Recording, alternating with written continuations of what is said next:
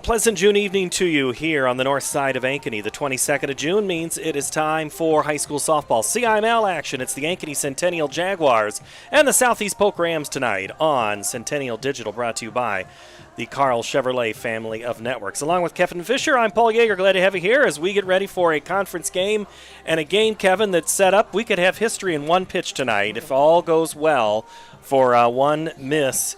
Well, you're going to know her name. All the Jag fans know Jordan Kennedy, but the rest of the state is very familiar with her as well because she is really close to hitting a big mark. Yeah, she's only about 7 behind Kendall Lindemann's record, a former Jaguar also. And the team is, as you know, 1 behind the state season record, and we probably could see that very well happen here tonight. No doubt about it, how good this offense is for the Jaguars and Coach Delaney.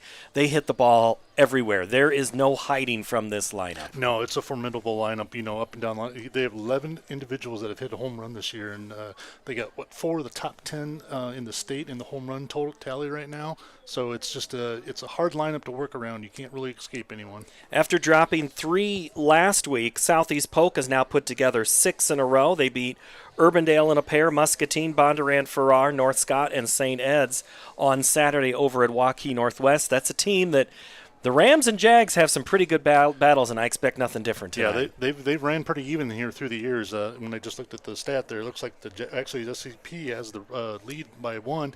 And you just can't overlook them. And Jaguars have a big week this week, either facing Waukee Northwest later in the week. But they got to look here tonight and pay attention to what's going on.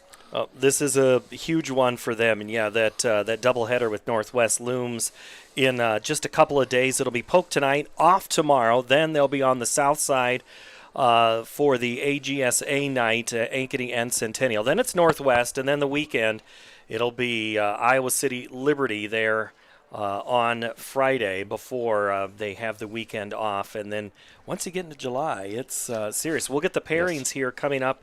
The girls' union has said it would be June 25th, so that's this week. Find out what the road is to state to Fort Dodge for all these teams. Yeah, definitely. I think you're going to kind of see where everybody's going to pan out here by the end of the week. We'll know a lot more soon.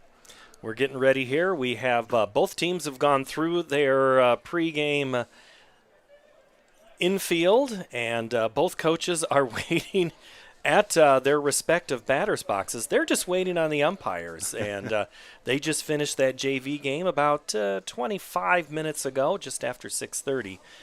They've been told it's a 7 o'clock game, so they'll be here in just a couple of minutes, and we'll be back when they exchange the lineups, and we'll get you ready. We'll take a look at some of the other games going on tonight. Big contest coming up. It's Southeast Polk and Ankeny Centennial when we return on Centennial Digital, which is powered by and driven by the Carl Chevrolet family of networks. More Iowans drive Chevy than any other brand, and nearly 25% of the new Chevrolets sold last year came from the Carl Auto Group. Since 1978, we've exceeded expectations with an unbeatable selection and hard work that makes us your dealer for life. Come see why Iowans trust Carl Chevrolet with locations in Ankeny, Stewart, and Webster City. Your dealer for life, it's the Carl way. Urbandale is at Ankeny tonight. Carlisle at DCG. Waukee and Northwest are doing battle on the west side of town. And Valley and Johnston getting ready to do battle tonight. So as you look at any of those 4 games, Kevin, obviously Waukee and Northwest, we know what Waukee did to the Jags last week, having them down 3 outs from a 10-run game, and then Centennial comes all the way back on that. Waukee ranked 12th, but it's still Waukee Northwest is still that team that everybody's looking at. They are. Jags are. It's kind of the unstoppable force against the immovable object theory, and Waukee Northwest is definitely one of those 2 teams. As we get a look at some of the fans in the stands, these Jaguar fans, as we see all sorts of people making their way because they might want to see team history tonight. You could, definitely see some team history tonight. Like I said, we're just 1 away from tying the state record, and 2 home runs puts them on the single season record. So it's definitely could happen tonight. It is held by Pleasant Valley in 2024. They had 61. So when we talk about the abilities of this Jaguar team, you've got Ott with 11, Hatfield with 10, Kennedy has 15, Lincecum 9, and then you have the bottom of the order doing the same thing. They're quickly adding to their totals too as teams pitch around, and that's what makes this game fun because what team challenges, what team concedes. Right, exactly. You just have when you look at those numbers up and down the line, it's just so scary. You try to work around somebody, and then as you were talking about Waukee the other night, they almost had them 8 run ruled, and then they flipped the script and completely came back and won the game. So with a lot of that same power that we're talking about right now, it's amazing what they've done. Well, Carter Price is going to get the call for Coach Tia Stiles in Southeast Polk. Price on the season through 77 1/3 innings. Her average is 8.5. Her ERA is just a tick under 4. She's their leader with getting the most starts, 15. She's also the team's best hitter.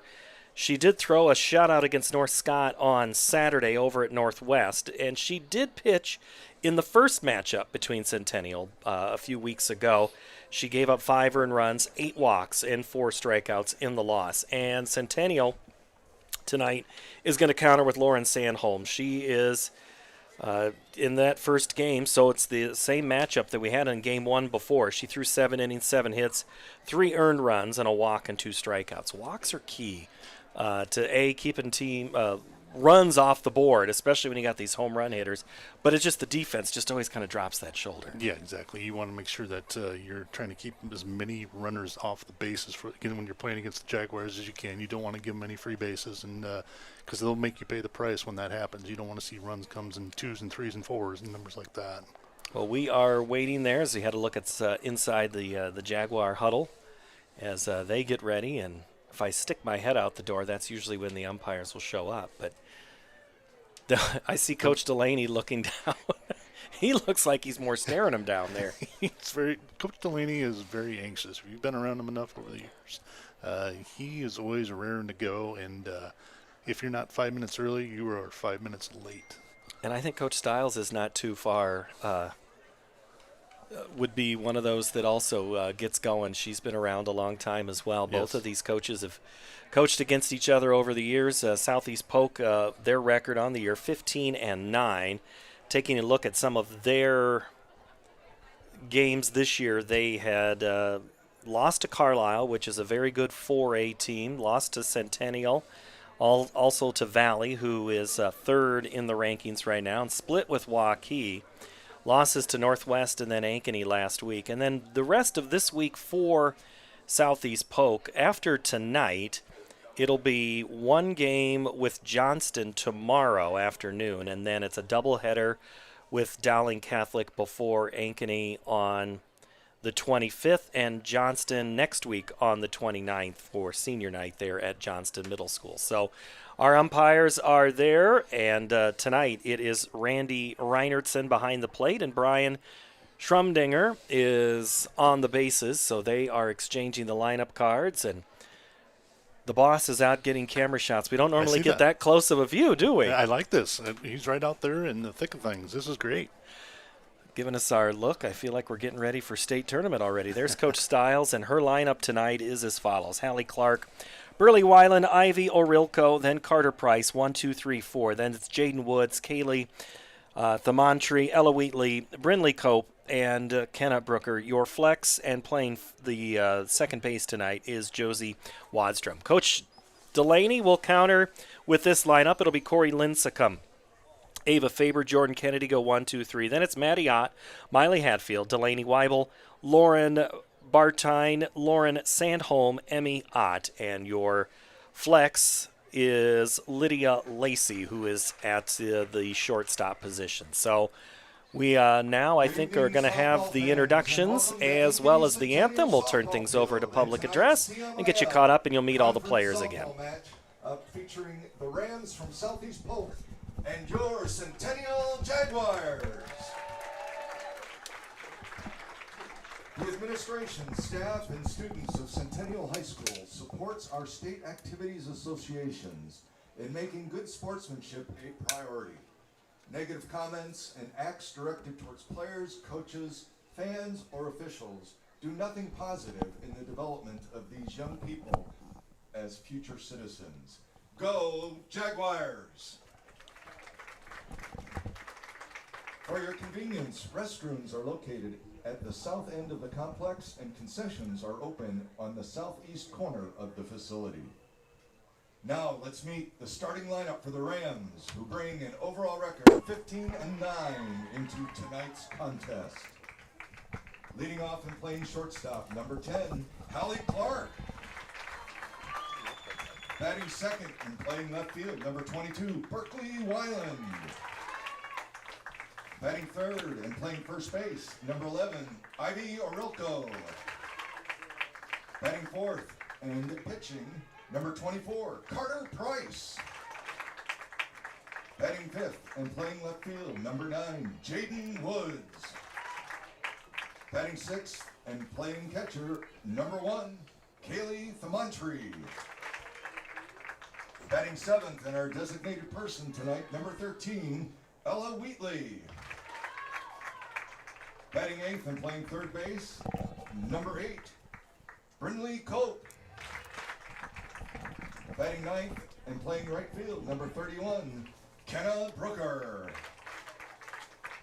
Playing the flex tonight at second base, number 20, Josie Wadstrom.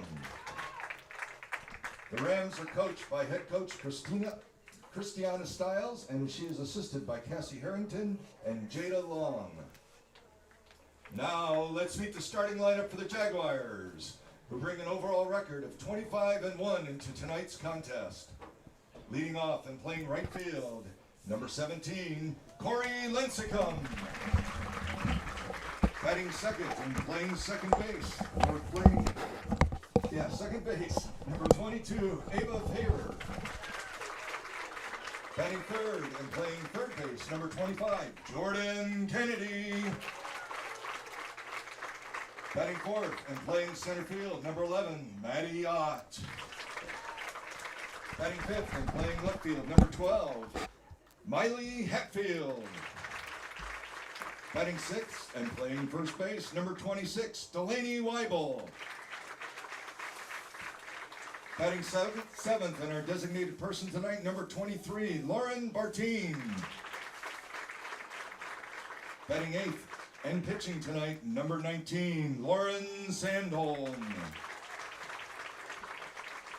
Batting ninth and playing catcher, number 1, Emmy Ott. Playing the flex position and at shortstop tonight, number 18, Lydia Lacey. Our Centennial Batgirl tonight is Kendricks Wilkie. The Jaguars are coached by head coach Brett Delaney, and he is assisted by Ashley Allen, Tori Bennett, and Sammy Miller. The umpires for tonight's game are Brian Scrimmager and Randy Reinerston. Your trainer for tonight is courtesy of Ankeny's Doctors of PT office is ATC Mackenzie McCoy. Our anthem buddies tonight are the Ankeny Extreme Blacks, 7 and under. At this time, we ask you to please rise and remove your headwear to honor the flag and those who serve to protect it with the playing of our national anthem.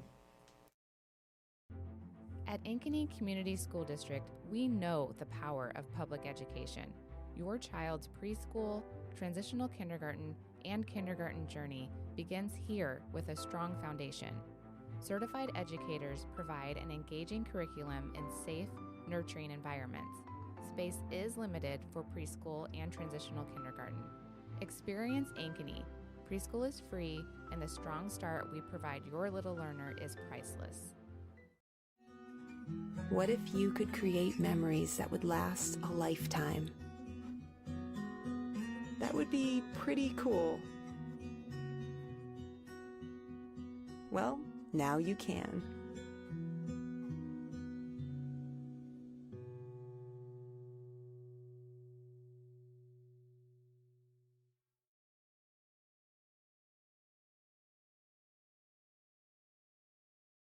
West 40 Market in Uptown Ankeny is your place to shop for the best meats, steaks, brats, jerky, and everything in between. Let us be your one-stop shop for all your favorite cuts, all raised on local Iowa farms. Shopping local never tasted so good.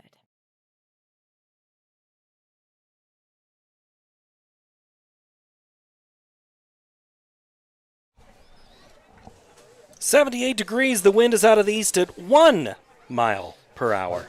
Headed towards 72 degrees tonight. Gorgeous evening for softball here just after 7 o'clock on the north side off of 18th Street in Ankeny. Along with Kevin Fisher, Paul Yeager, glad to have you here tonight in this CIML matchup. Kevin, what do you see as keys? Key for the Southeast Polk, first of all, is going to be just trying to keep the long ball away. They're going to try to, that obviously, that's kind of an overstatement, but they just want to make sure that they're not giving up extra bases, playing solid defense, do what they can with their pitching, and go from there. The Jaguars themselves, they just want to keep putting the pressure on. They want to keep doing what they're doing. They've got a lot going on this week, and the big thing for them is just to focus on tonight, make sure that they take care of this game first, do the things they've been doing all season long, and things should go their way if that would be the case. The beauty of the sport is you play them one at a time, one pitch, Right. one inning, and when you have a 8 games in a week, 9 games in a week, you can't play them all at once. Right. And you got to take one batter at a time, and that's what Sandholm's going to have to do tonight. Jaguars are in their all-black uniforms with pinstripes, and Jaguars on the front. Southeast Polk goes with the all-black look as well. Tops and bottoms in solid black with Rams on the front in gold and trimmed in white. The numbers on the back. We're ready to go. Sandholm has thrown her final pitch of the warm-up cycle, and the coaches go to their respective first and third spots, and we are ready. We'll give one final clean of the plate. Let's play some softball here. First pitch coming up just after 7:10 tonight. Leading off, shortstop, number 10, Hallie Clark. Best hitter for the Rams leads things off for Clark. She is headed to the University of Nebraska, Omaha. And she digs in, and anyone who's playing at the next level can play. The shadows there, you can see the press box casting it there. First pitch is hit on a line, dropped, though, by Lacey, thrown over. She will not get the throw over, so it's going to be Clark on base already with the game's first action, and it's an E6. Just might be looking back into the sun there for Lydia Lacey over there at shortstop. It's kind of hard in game start here. Just the way the field lies and the sunset kind of hits everybody here at the beginning of these games. Weiland in from the left side. First pitch, lays the bunt down, gets it past Kennedy, picked up by Lacey, and all of a sudden, 2 pitches and 2 Rams are on first and second. Clark down to second, Weiland at first, and already the Rams have something cooking. They do, and they just got to, Jaguars themselves look like they just got to settle down here. Like I said, you already mentioned it, one pitch at a time, one game at a time type of mentality here. Ivy O'Rilko, the sophomore first base, will dig in from the right side against Sandholm, who winds and fires with the pink sleeve on the right side of her body tonight. That one is bunted on the ground. It's going to finally be touched foul, but man, that hung around. That did. And O'Rilko, she was almost rounding first before that ball even landed. Yeah, Sandholm was hoping, I think she saw the spin on it, the ball was going to tail foul, but it was taking its time getting there. Clark at second, Weiland at first. O'Rilko going to see another pitch. Very strange here, not the first one. That pitch is fouled off, and now it's 0-2. What'd you say in the pregame? Rams are going to bunt the ball a lot? Yes, I heard that they're going to try to, if they got runners on base, they're going to keep trying to move them around, get them on, get them over, get them in type of mentality, and they're definitely going that direction right now. Sandholm looks in at the catcher, Ott. Checks the wrist. Winds and fires. That pitch is high. And a ball and 2 strikes. Nobody out. 2 on. 2 pitches, 2 runners. No score here in the top of the first.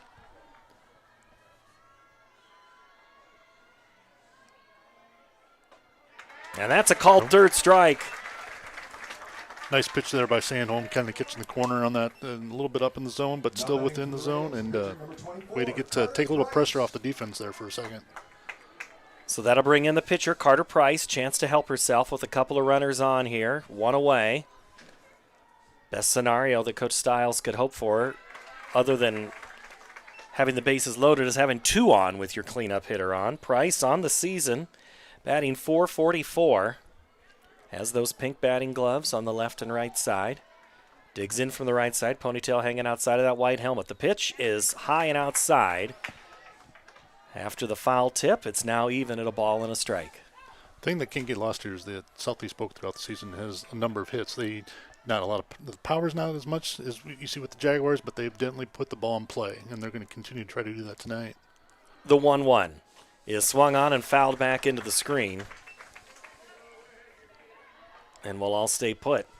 But it's a ball and 2 strikes now. And Sandholm now working through it ahead of this batter. This is where you stay smart here with knowing the count. Sandholm has been in this spot many times, so look to try to see if she keeps this off the edge of the plate a little bit. Elbow up, the wind. That one's hit foul down the right side and out of play towards the batting cages. Off to the right. Saw Coach Delaney working in those as we came to the park. He's kind of been busy today. He has. He was doing soft toss we saw when we came into the facility, and I think he had to go up and see his daughter up in North Polk tonight for a little father-daughter action there before the game. That one's hit on the ground. Kennedy fields on a hop, throws across the diamond to get the out. So Price is retired, but she moves the runners up to now at second and third. So Clark will go to third, Weiland at second, but there's 2 away. Yeah, nice job there. Just keeping the ball in the infield on the play. Make your out. Now you're in good position. Just get one, work your batter, and get yourself out of the inning. So Jaden Woods from the left side grips, and Watt looks at the first pitch low.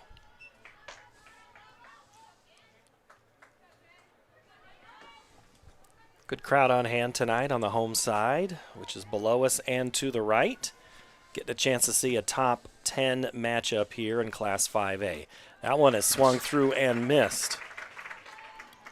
Nice pitch there by Sandholm, kind of going up in the zone. Woods just couldn't get on top of it.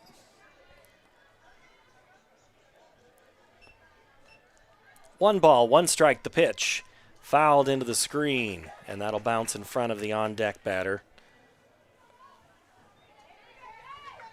Thamantri will throw it back to Sandholm and do it all again. Fans sitting out there in the outfield tonight, and the only shadow there is the fence. And a chain link fence doesn't provide much. The pitch is just out of the zone. And the count will even up at 2 balls and 2 strikes. Good spot by there by Sandholm. She went up in the zone, see if Woods would try to chase one, and she had some luck on that earlier in the count. The 2-2. Hit in the air, foul, and out of play towards baseball. So they'll yell heads up. Where they're playing Polk over there as well. Another game you can see here on CISN tonight in Centennial Digital. Also on the south side. What is this, the 4-header, I think is what Andy calls it? Yes, that's right, exactly. The 2-2. Little change-up's going to be Freezer, and that's a called 3rd strike. Rams get a couple on board, but they leave them both. We've played half an inning, no score.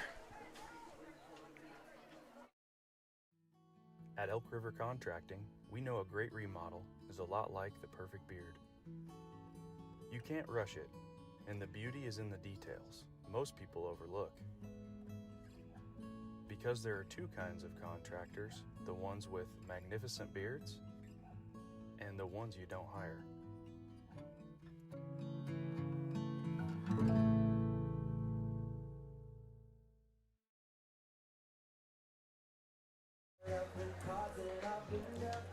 Time for Carter Price to go to work for Southeast Polk. They got the first 2 runners on in their half of the first, but not able to get anywhere past 3rd and 2nd. They leave 2 here. You're watching the Centennial Digital coverage of the Jaguars and the Rams on the Carl Chevrolet family of networks. Gorgeous cloudless night. Oh, sorry. There is one cloud, and I didn't even look natural, so I'm not even going to say that's a real one. It's a beautiful night out here. It's a gorgeous evening. Look forward to some great softball. Up for the Jaguars, it'll be Lincecum, Faber, and Kennedy. If anybody gets on, it'll be Maddie Ott. The defense for the Rams is Weiland, Woods, and Brooker left to right. Cope at 3rd, Clark at short, Waldstrom at 2nd, and Orilko at 1st. Kaylee Thamantri is the catcher, and the pitcher is Carter Price. Lincecum awaits the first pitch.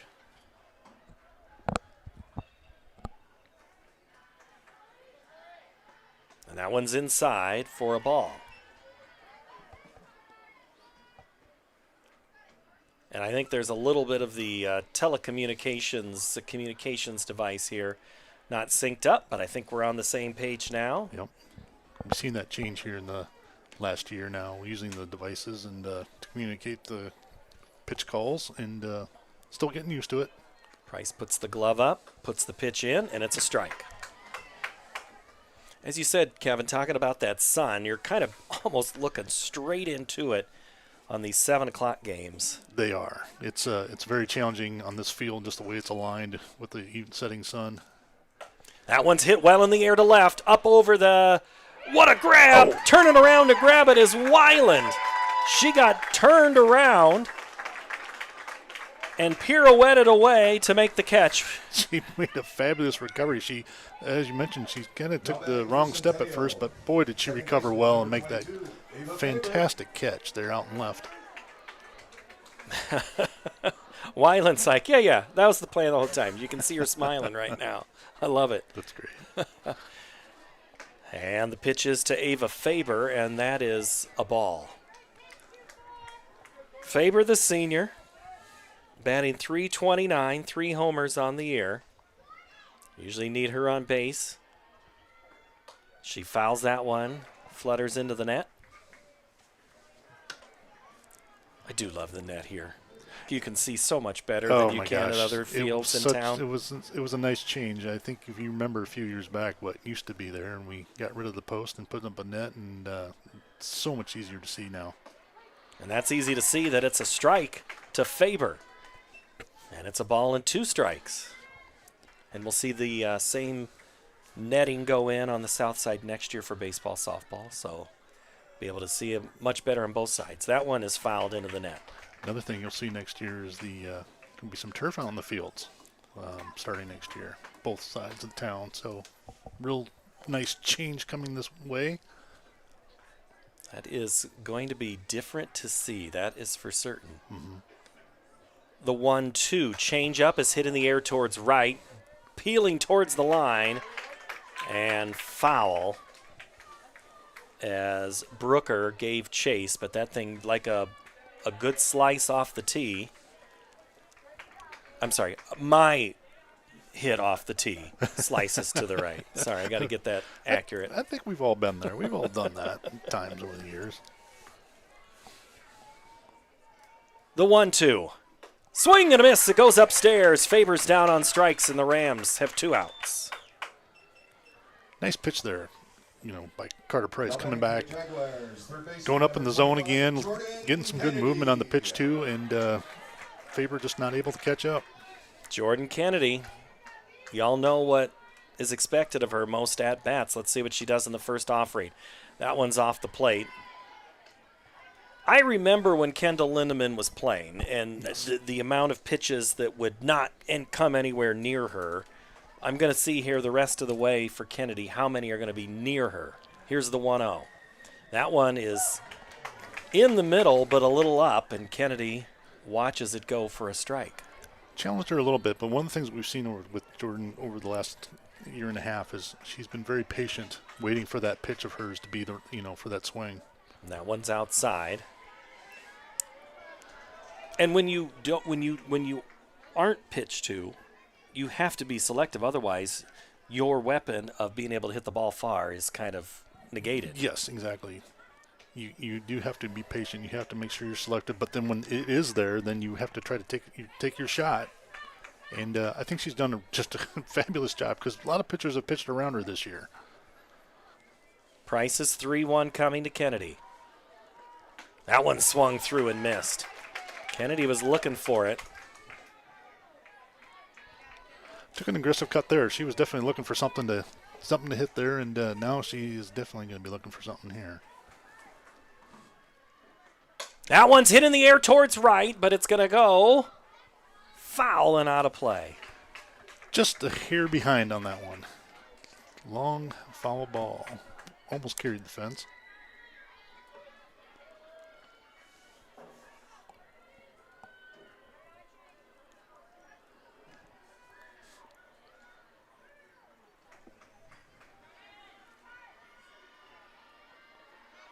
The 3-2 hits her. So after all of that, it's a hit by pitch to put Kennedy on base.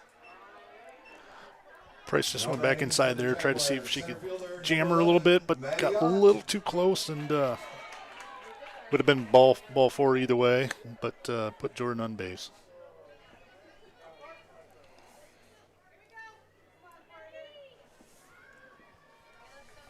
Mattiot at the plate from the right side. The pitch from Price is in there for a called strike.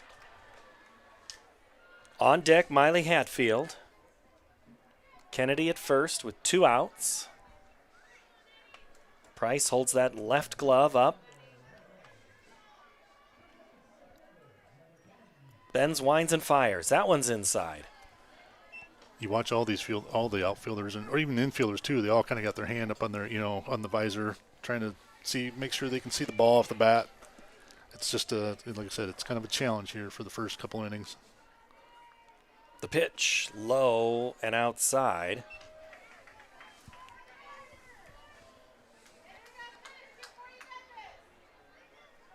Infield plays at their regular depth, outfield straight away. The 2-1 is a strike. Price really working the inside here on these last few pitches, trying to jam the batters a little bit, I would say, and getting the call on the inside of the corners. The 2-2 is hit in the air, foul, back towards the right and out of play. We mentioned the 1 mile per hour. I don't know if you were at a game on, I think, was that Wednesday night when the sandstorm blew through? Yes. I was not out there, but I heard about it. Throw down to second. Kennedy stealing, and she is in there. Kind of just lulled everybody there, and Kennedy gets the stolen base. Coach Delaney taking a little bit of a chance there with Maddie in a 3-2 count, seeing if Jordan gets thrown out, gives Maddie a fresh at bat coming back the next inning.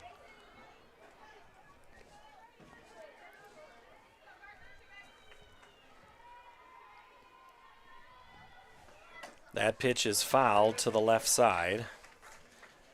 And not wasting a lot of good pitches here from Price. She's kind of had the hot bat here lately. The Fort Dodge Invitational here this weekend, she, I believe, had 3 home runs up while she was up there through the course of the 4 games.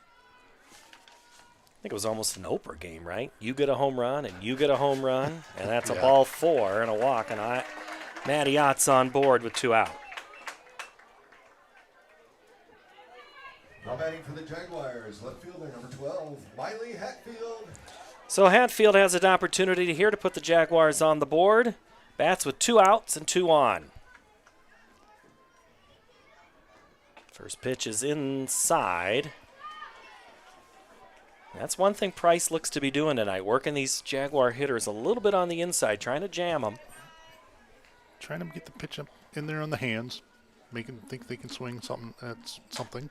That one's hit in the air towards right, but it's playable for Brooker, and she camps under and makes the grab. So Hatfield is the 3rd out of the inning, and that is how we end the first, with both teams leaving 2 on base. Nobody has scored through 1. This is the Centennial digital coverage of Jaguar softball, driven by the Carl family of networks. Searching for a home that combines a resort lifestyle with the comfort of being close to your loved ones? At Epcon Communities, we make building your dream home an easy and exciting journey. Choose the floor plan that fits your lifestyle, handpick the finishes to make it uniquely yours, and leave the rest to us. We'll handle the construction, you focus on the fun part. After closing day, your new home is all yours, ready for you to start enjoying the community, the amenities, and that special sense of belonging. Visit clarityconstruction.com for more. West 40 Market in Uptown Ankeny is your place to shop for the best meats, steaks, brats, jerky, and everything in between. Let us be your one-stop shop for all your favorite cuts, all raised on local Iowa farms. Shopping local never tasted so good. There's your shadow starting to work its way now almost halfway into the circle. I listen to Pat Hughes call Cubs games. Always love Pat. Even as a Cardinal fan, I could admit Pat Hughes is fun to listen to, and he always talks about the shadows at Wrigley, doesn't The shadows, yes, he does. I remember that. Yeah, definitely does. And that's what you get here. You get the shadow. It starts. The pitcher gets the relief first, and then it kind of creeps into the infield slowly. It starts to get some relief, and the center fielder is kind of left out to dry for a long time. You see the sun for quite a while. So Kaylee Thamontree to lead things off. The catcher gets the shin guards and the chest protector off and switches it off for a helmet. She bats from the left side here to lead things off in the second. No score between the Centennial Jaguars and the Southeast Polk Rams. First pitch is a ball. Thamontree, Wheatley, and Cope due up for Southeast Polk.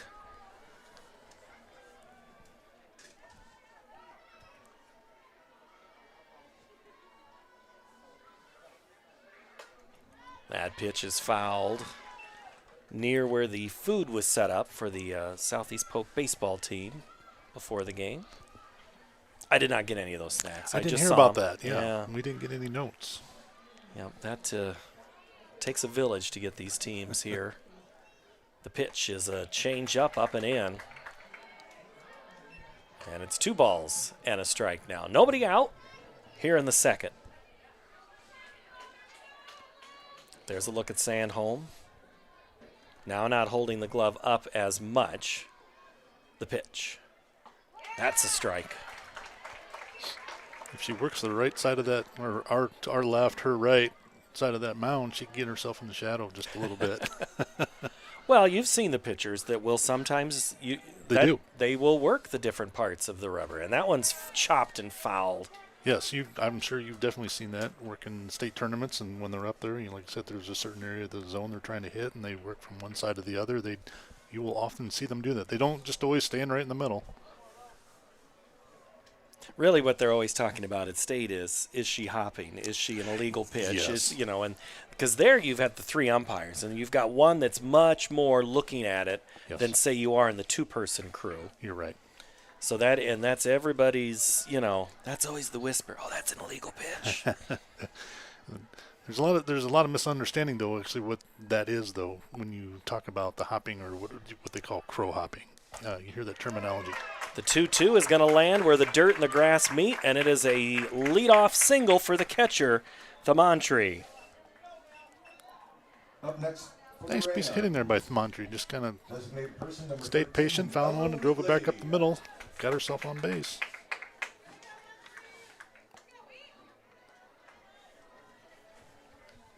Ella Wheatley, the designated player, will dig in. There's a look at Thamontree. She'll stay out on the base. No courtesy runner for this catcher. First pitch is pulled foul down the third base line. Goes right in the area between Coach Stiles and the third baseman, Jordan Kennedy. Was wondering if we were going to see some more bunting there, getting that lead runner out there. And so far, they're going to hit away.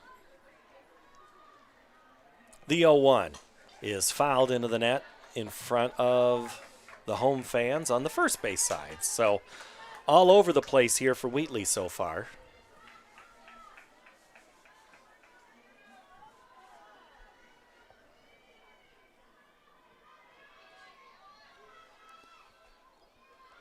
Sandholm checks the wrist, winds and fires. Hit in the air, but foul and out of play behind us into the net, and that'll be 2 softballs in the net here. That one, or did that one? That escaped over the top. It did. It did pop up? Yep. Okay. It did escape. It's kind of a game here. It is. Over the years. Yeah, we sit up here, and I sit up here with Andy Pollock and watch them roll around, see if they're going to fall through. That one's up and in. As Sandholm, I won't say wastes one, but puts it, depending on how aggressive you were. And you get to this point of the season, the aggressiveness isn't quite as, the anxiousness by the batter isn't there as much. The 0-2. That one's outside, but did she go? She did, and that's a strikeout. Okay. Third strikeout of the night for Sandholm, and Wheatley is out number 1 here in the second. Up next for the Rams. Just as you're mentioning, nice pitch there by Sandholm. Just went outside, just see if she could get somebody to chase it, and Wheatley did, and she gets her third K of the night. Brindley Cope now for the Rams. That pitch, first one, is fouled back into the net.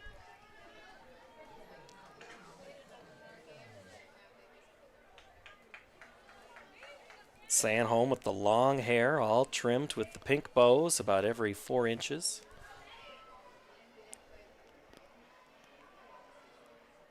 That pitch is fielded by Ott, and no chance to get the Montry down at second. She escapes on the, I think we'll probably have to call that one a wild pitch. Yeah, It bounced before. Didn't really get away. It was a pass ball. I think the wild pitch just down too much. A little too low.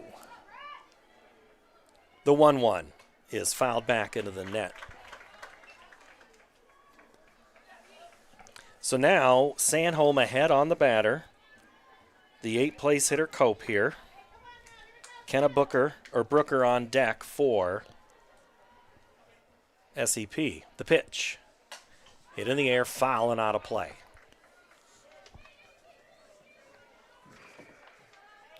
You know, they haven't put runs across yet, but, you know, the Southeast Polk, batters have done a good job of just kind of working the counts with Sanholm here. You know, she hasn't just gone 1, 2, 3 real fast on any of the batters.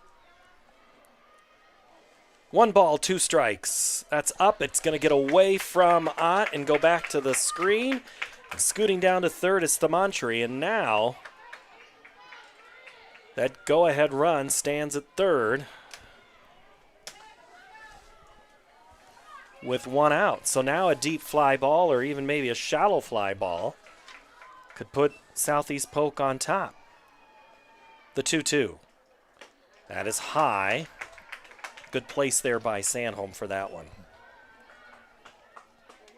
Definitely. Now you have a little different situation. Now, of course, with 2 strikes, you're not going to see a bunt. That would be very daring for coach.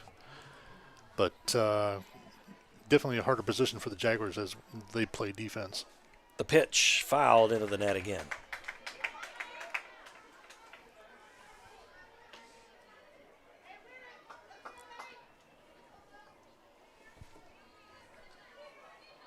Cope, a .292 hitter. Doesn't need a hit here, just needs something in the air. That one's hit, and that's going to get down to the fence. And it's going to get away from the left fielder, and going into second with a double and an RBI is Brindley Cope, and the Rams score first, 1-0. Very nice piece of hitting there by Brindley Cope. Took that pitch that got a little too much on the plate, drove it out to left center, and brought the first run of the night across for the visitors. So Thamantri scores, and it's the 9th place hitter, Kenna Brooker.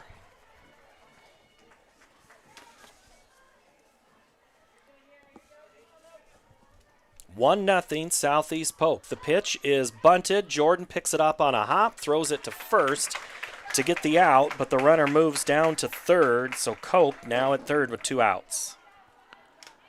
Brooker moving runner down to third. Just in now you got a situation, though, if you do get a infield hit or a pass ball or a wild pitch, you can put another run across the plate. Top of the order, Hallie Clark led off the game with a hit, or with an error. It was hit it short, kind of hot shot there. The next one was a hit. Yes. So 1-3-0 for Southeast Polk, 0-0-1 for Centennial. Sanholm's pitch. Just off the plate, and it's 2-0.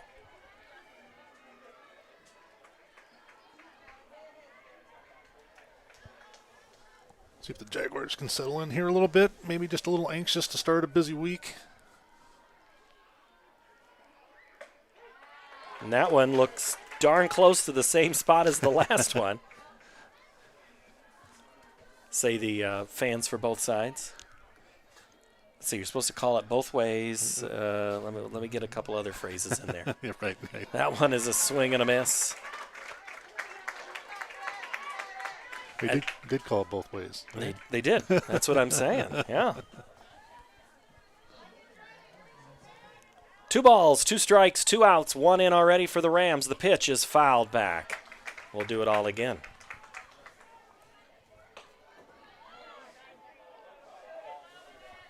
Clark loves to drive the ball. Love those line drive hitters.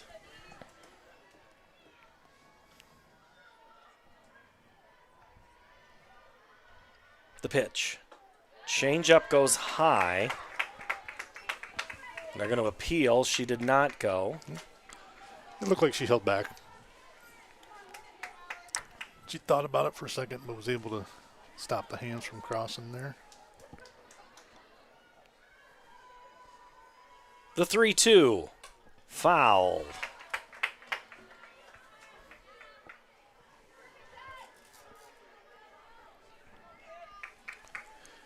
Got a number of fans out there behind the fence tonight, don't we?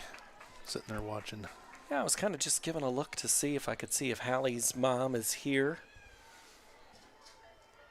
Longtime private softball coach. That one's upstairs, and now it's runners at the corners for the Rams as Clark draws a 2-out walk. Now batting for the Rams, left fielder number 22, Berkeley Weiland. Weiland had a base hit back in the first. Now bats with an opportunity to put another run on the board here. And this is going to be a quick infield huddle with the Jaguars. I've seen this a couple games here lately with the Jaguars. Got behind early and then made some big rallies a couple times. We already talked about Waukee, but, you know, they've just got to find that momentum where they start out a little faster at the beginning of the game and just keep on rolling rather than trying to come back all the time. Well, it's that, you know, when you get later in the season, you're like, we can do it. We've done it before. We'll do it again. And you just don't know how much you're going to push that fuse. Right. The first pitch to Weiland is a strike as she ran up on it like she was going to slap it.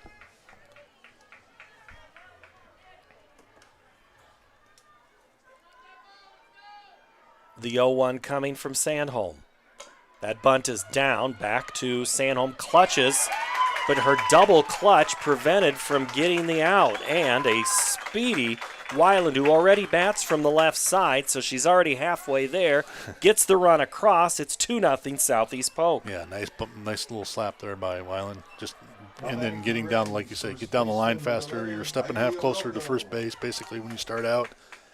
And a double clutch doesn't work on a hit like that, a little slapper like that, when the bounce takes a long time to get back into your glove. So Cope scores. Clark goes to second.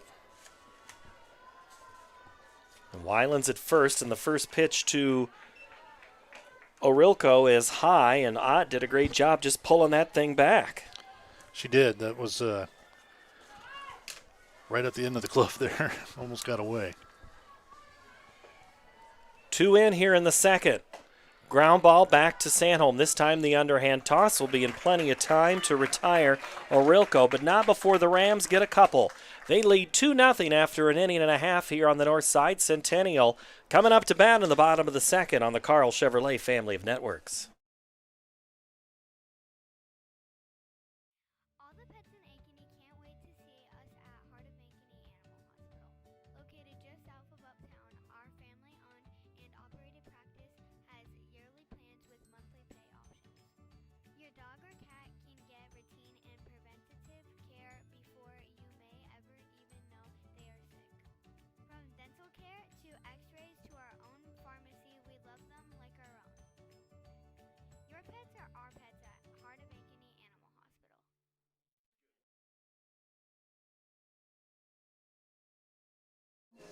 Got a little work to do, Jaguars.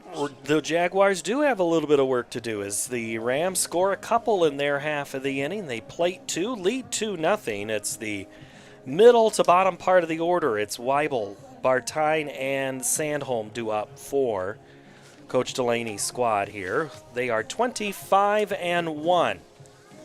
And that one against Waukee Northwest, and that's going to be a big game everybody's going to be looking at later in the week. But depending on who you believe and who is going to be pitching there or not there for the Wolves, maybe a little less drama than what we might get, say, in a late Friday night in Fort Dodge in July. There isn't a little bit of theory about how many times you want a pitcher to see an opponent.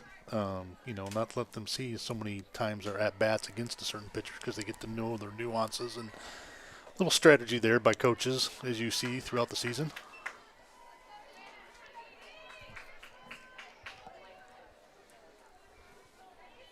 Weibel now down 0-2 to Carter Price, who winds and fires. That one's in, up, and swing and miss. Second strikeout of the game for Price. First out here of the second. Price is doing a real good job to start this game tonight. You know, working the inside on a lot of those on the batters so far, and she has kept them off the board, and the Jaguars off the board so far. First pitch to Bartine is a low, and it's a ball. Is now the pitcher and the catcher, along as the batter, are all in the shade. That one's ripped foul down the left field line. Stays in the field, so Weiland will go chase it down, throw it back in. There's no big league in it here.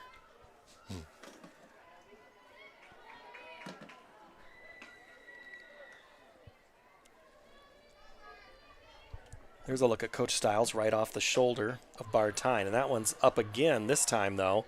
That's well out of play. It was caught by the bullpen of Southeast Polk over there in the baseball field.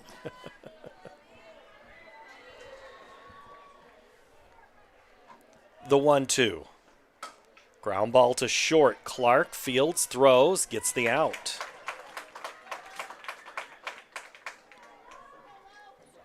Very nice play there by Clark at short, doing what she's been practicing all these years.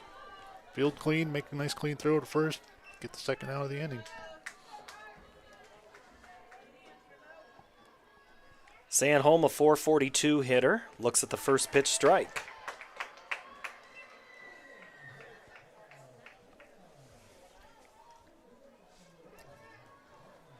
Lauren, the junior, gave up a couple of runs in that top half of the inning, looking now to use her bat to help get her team in this one. But with the Jaguars, as we found this season, they're very rarely out of a game, even down 8-0. The 1-1 pitch would have been probably a ball, but Sanholm turned on it and fouled it past Coach Delaney. Price going back inside there again on Sanholm. It's been very effective to this point. That one again on the inside and again on the hands. Yes, just kind of keeps working it, and it's kind of one of those things. If it works, don't go away from it.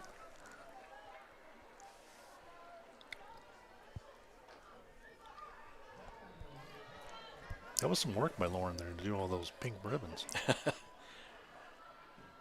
The 1-2. Swing and a miss. And the Jaguars are gone. 1, 2, 3. 2 strikeouts on the inning. Third of the game. For Price, we've played 2 full innings from Centennial. 2-0 Southeast Polk. This is Centennial Digital, presented on the Carl Chevrolet family of networks. More Iowans drive Chevy than any other brand, and nearly 25% of the new Chevrolets sold last year came from the Carl Auto Group. Since 1978, we've exceeded expectations with an unbeatable selection and hard work that makes us your dealer for life. Come see why Iowans trust Carl Chevrolet, with locations in Ankeny, Stewart, and Webster City. Your dealer for life, it's the car away. Jaguars go in order, 1, 2, 3 in their half of the second. We played 2 full innings. Kevin Fisher, Paul Yeager, Andy Pollock down on the field tonight, getting you some of those looks. Levi Yeager, our director. I think we have Mac on camera. Mackenzie James over here. Yep. Mackenzie roamed center field for the Jaguars there for a long time. I was going to ask you, their father of a former Jag, when we talk about Sanholm's hair there a moment ago, do you remember those days of doing some hair before a softball game, or was that not your field of expertise? It was not my forte of doing hair. I stayed away from that. They just said, here, can you throw some warm-up pitches or whatever it may be. Sit on a bucket, Kevin, and catch some pitches from your daughter. My daughter took care of that, or one of her teammates, maybe. One of her teammates. Yeah, yes, that's usually how that goes. Yes. Yeah. It's a team effort. We all have our roles on the team. It definitely that, is. Yours It is. yesterday. It takes a village. Yes, it does. Did the girls reach out on Father's Day? They did. Good. Yeah, she did. The Rams go to work here in the third. Carter Price, Jaden Woods, Callie Thamantri. Middle of the order. Price in her last at-bat had a sacrifice. Is up 1-0 and now 2-0 as Sandholm's pitch sails high.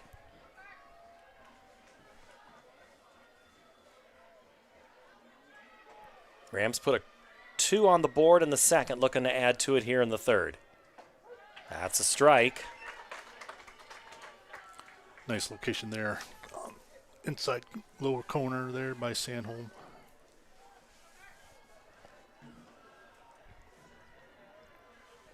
The Ram dugout making some noise.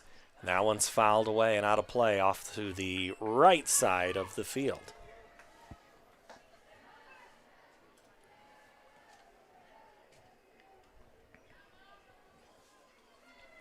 So far, the Jaguar fans have had not as much to cheer about, but let's see what happens here in this inning, and that's a fly ball to Lincecum for out number 1.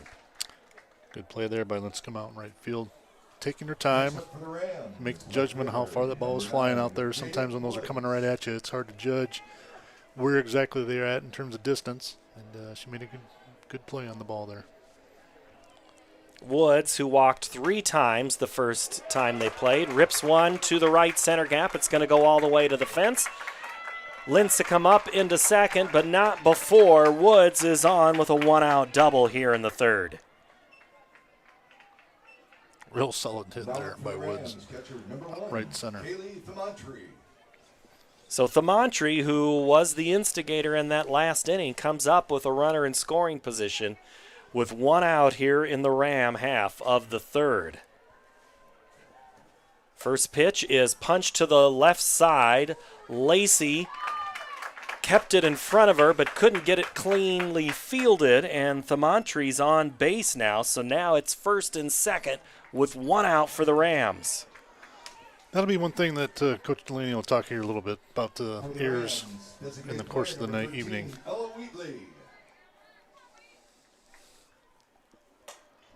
First pitch is hit in the air.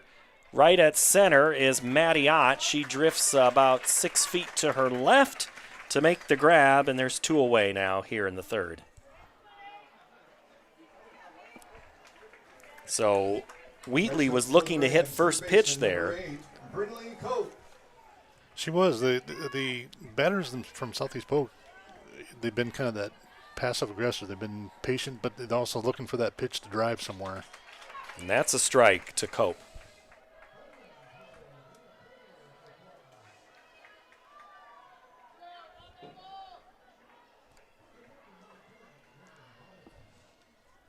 The 0-1's hit in the air towards left, playable for Hatfield. Right with 1 foot in fair and 1 in foul territory, makes the out.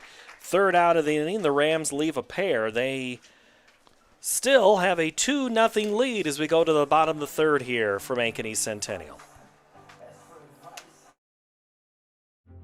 At Ankeny Community School District, we know the power of public education. Your child's preschool, transitional kindergarten, and kindergarten journey begins here with a strong foundation.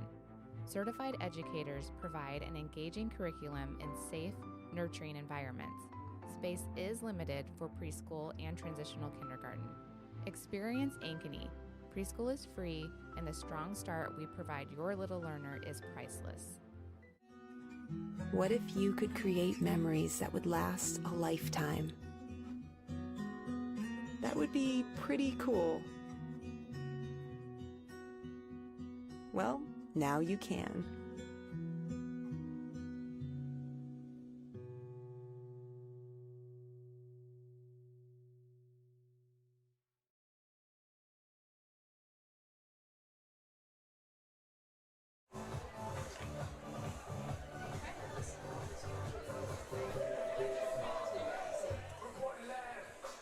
Come on, everybody, got to dance when you got the music playing like that here. From Centennial High School on the north side of Ankeny, just off Ash. Centennial looks up at a 2-0 deficit. Southeast Polk with the lead here as the Jaguars come to bat in their half of the inning, and it is the first at-bat for Amiot.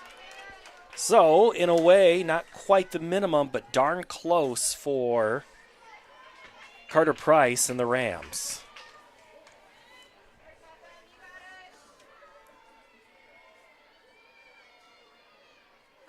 First pitch hit in the air, playable for short.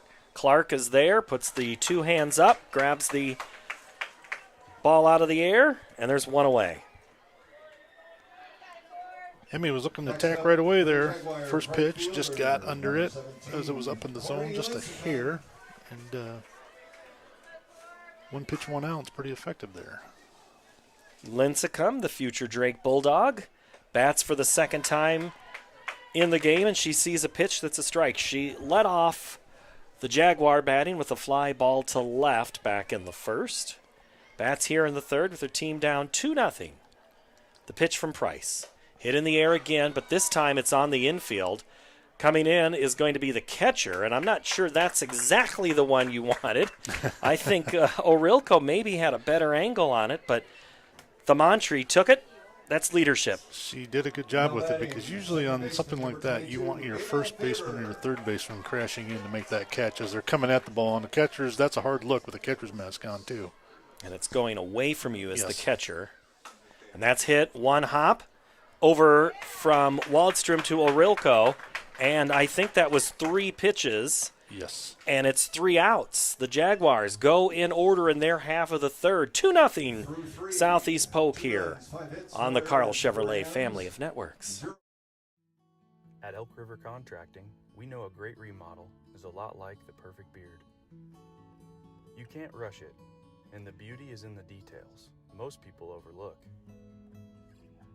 Because there are 2 kinds of contractors, the ones with magnificent beards and the ones you don't hire.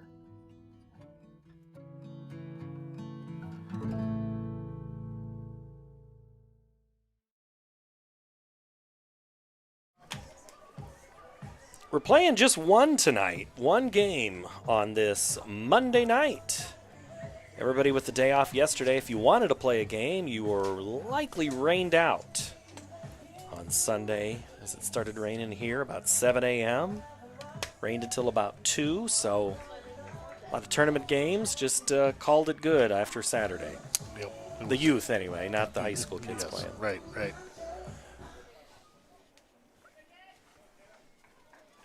Batting for the Rams, right fielder, number 31, Kenna Brooker. So it will be Brooker, Clark, and Weiland. First pitch is out of the zone for a ball. Brooker in her last at-bat had a sacrifice. Polk, we talked about early in the game, their ability to bunt the ball. It's been them hitting the ball. Couple of doubles, couple of good hits, couple of errors. Yes, been a little mix of everything. They've done a good job, though, just putting the pressure on the defense of the Jaguars, and so far they put a couple of runs across. The 1-1 is chopped foul right above the dugout. Brooker. A lot of speed. She was trying to sneak that last one just over the head of Jordan Kennedy over in third as she was sneaking in. She looks at one out, go out of the zone. Sanholm takes a little deeper back track there in the circle, comes up on it, gets the right foot on the rubber, checks the left wrist, throws the right elbow up and winds. And that one's foul just above the on-deck batter, Hallie Clark. You got to be paying attention. Yes, you do. At all positions. Especially when you get that slapper up there, too. If you're in the third base side, if it's a lefty on the third base side there, you get a lot of softballs coming your way. The 2-2 is inside, and Ott tried to frame that one. I think if we had ABS, there would have been a tap of the helmet, but it would have gone all for naught. Home plate umpire was taking a long look at that, thinking what he was going to call that. The 3-2 is fouled off. So Brooker already has seen more pitches in her at-bat than the Jaguars did in their half of the third. It's not for a lack of watching. She's been swinging. Has the bat over the left side. The pitch. Hit again, same spot. Again, stays in the field of play, but foul. Doing a great job. Get to see another pitch. You never know. Another opportunity. The Rams in the latest Iowa Girls High School athletic rankings are 6. That one's hit at Kennedy. Puts the glove down. Easily throws across the diamond. 1 away. Nice scoop and pick up to make the out there throw across for Kennedy over at third. And that was kind of a quick short hop, but she fielded it well and made the play. Shortstop, number 10, Hallie Clark. Clark's been on base both of her at-bats, one with an error, one with a walk in the first, second, and bats here in the fourth with 1 out. First pitch is a ball.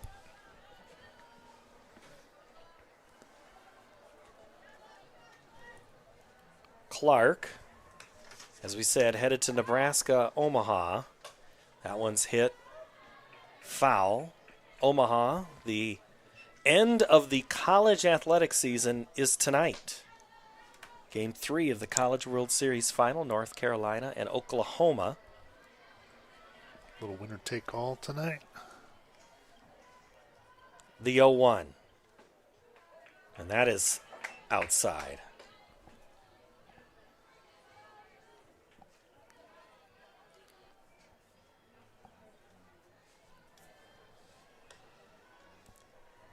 Sanholm, the pitch. Fouled. Back. It'll pick it up, throw it back.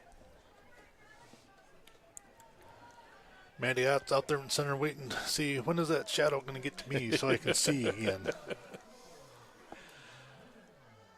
The 1-2 as Ott was set up to the outside. That's where the ball went, but the problem was it didn't cross the plate.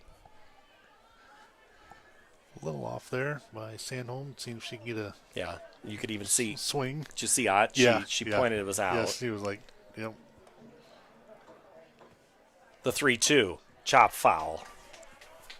Having a daughter that was a pitcher, every pitch was a strike, though. I know that.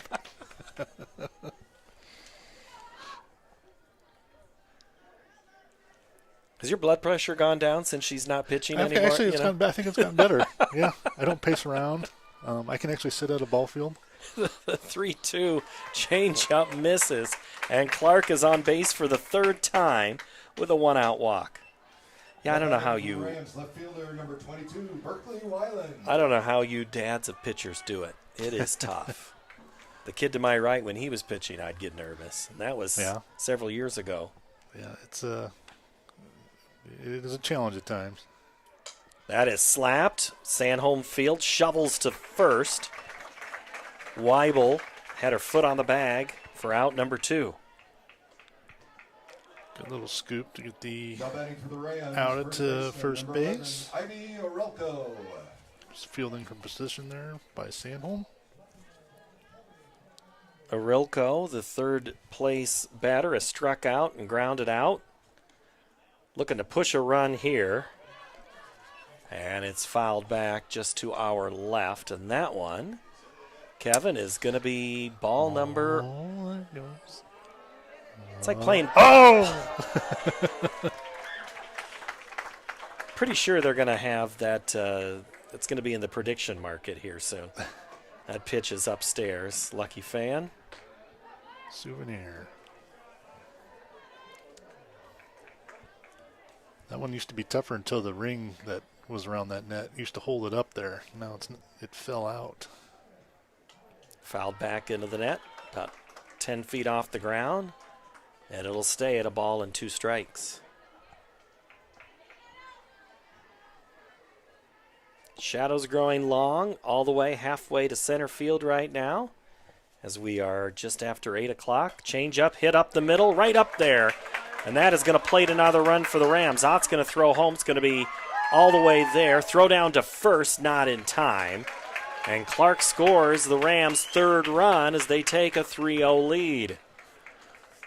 Roll call with a nice piece of batting there, getting the runner across the plate with 2 outs for Southeast Polk. Next up for the Rams, pitcher number 24, Carter Price.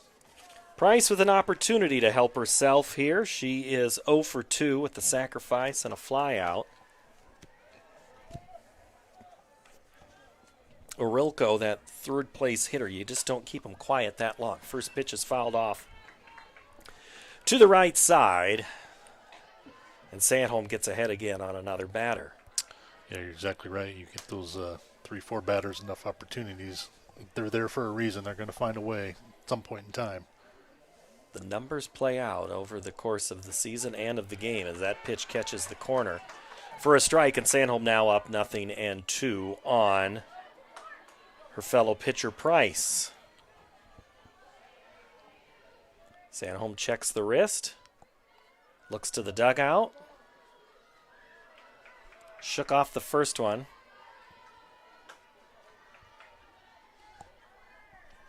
The pitch.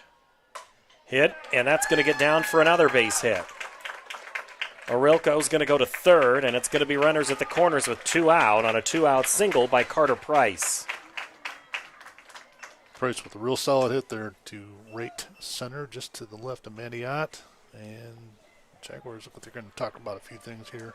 And I think we're also going to have a courtesy runner. Let's see who they're sending out there. Is that 18 or 15?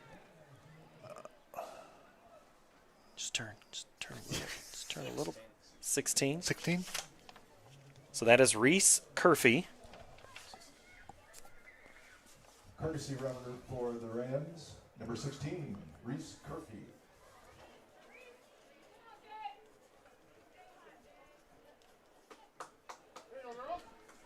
Coach Delaney makes his way out to the circle. Now Wake makes the paces back. For the Rams, left fielder, number 9, Jaden Woods. Woods had a double her last at-bat.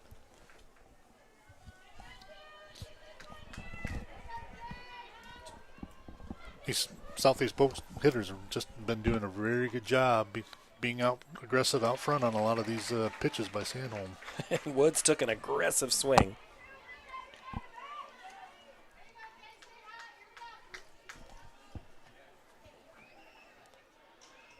The pitch, hit in the air towards center. Ott camps under, looks into the sun, puts the glove up, makes the third out.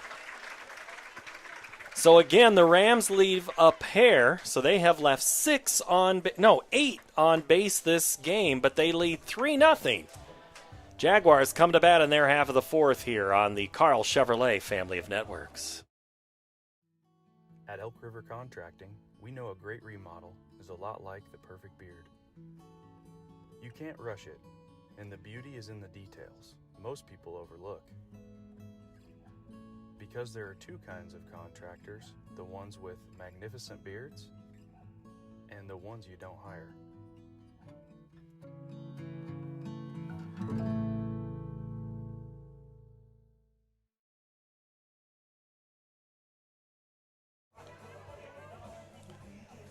Well, the Jaguars in their last inning, they saw 3 pitches, and that was 3 outs. Let's just see what they're going to do. Our sideline reporter informs us that was Coach Delaney's word to the team.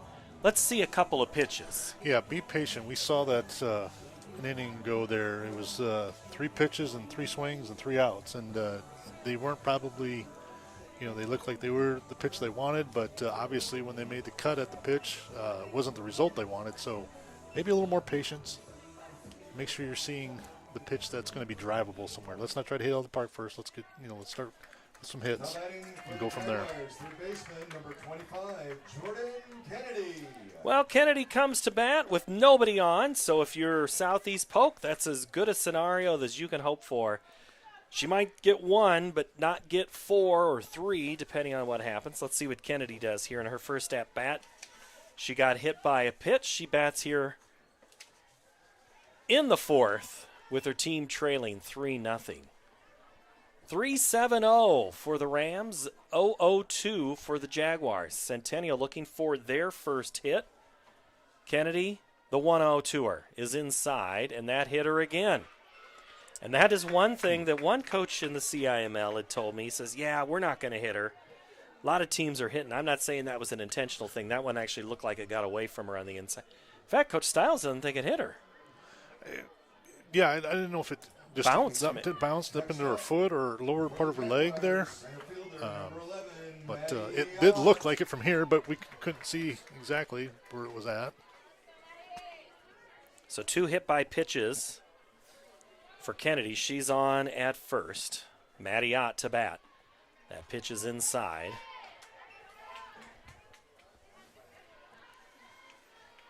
As the sun starts to move across that, in front of that, cause that camera to flare out there in center. That one comes in and misses. Yep, Price continues to work inside there. And some kind of going back to the hit by pitch thing, if you're working inside on a batter, sometimes it just gets a little too close and you get that. That's a strike to Ott from Price. So a little bit of confidence when you're up 3-0. See how confident she is here throwing to Maddie Ott. That pitch backs up on the plate. That had some great movement to kind of screw back in. Yeah, it really did. Good pitch execution there by Price. The 2-ball, 2-strike pitch is hit on the ground towards short. Clark across. Does not take the opportunity to get the lead runner. Not sure she would have gotten Kennedy. Takes the sure out at first with Ott, and there's one away. A little bit of a hit and run going on there, so I think Kennedy got a better jump on that. And so they were unable to try to get the lead runner with Kennedy and had to make the play first. So there you can start to see those full shadow behind us. Pitcher and the pitch to Hatfield.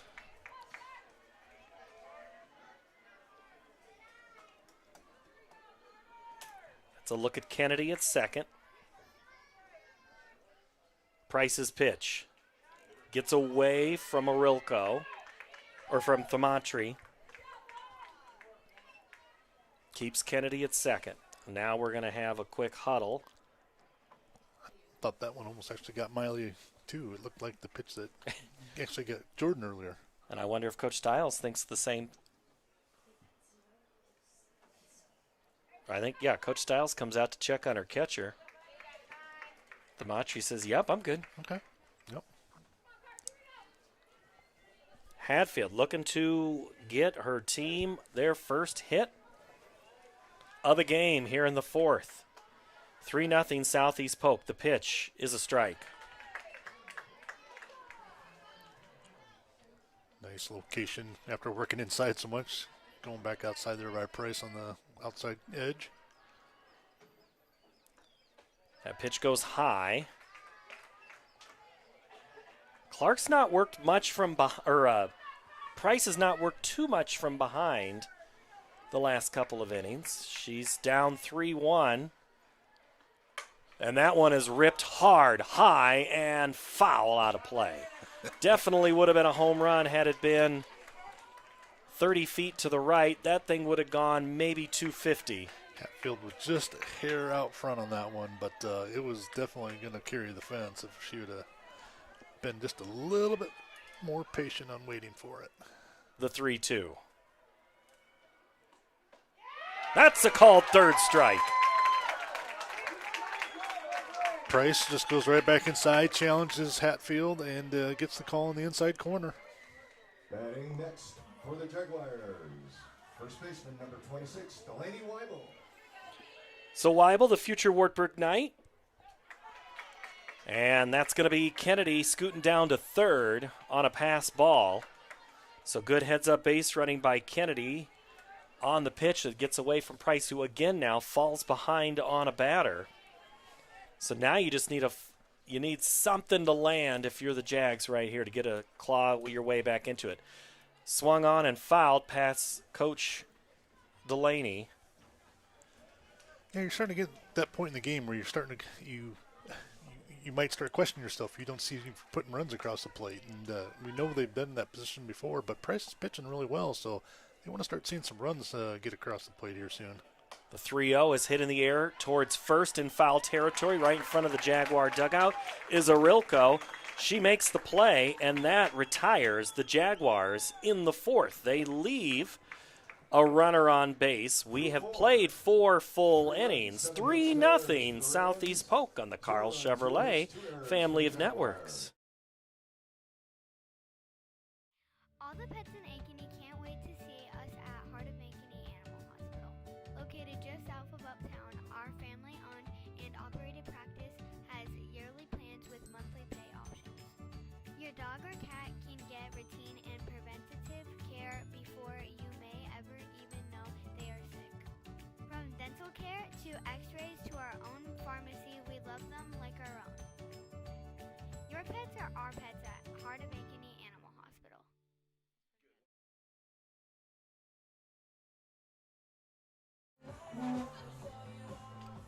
We move on to the fifth. 3-0. Southeast Polk leading Ankeny Centennial tonight. In this Class 5A CIML conference game, actually a vote, speaking of the CIML, happening to our west about 20 miles. Dallas Center Grimes has been extended an invitation to join the CIML. Their school board was set to vote on it tonight. And the source that told me, I said, well, what about Norwalk? What about Carlisle? What about, eventually, you never know, North Polk, Bondurant, Farrar, if they all keep growing like they are. First pitch to Thamatri is a strike. And all being not that far from the greater Des Moines metro, as they are part of it. The pitch is hit towards Kennedy. Just kind of a lazy little fly ball, and Thamatri is away.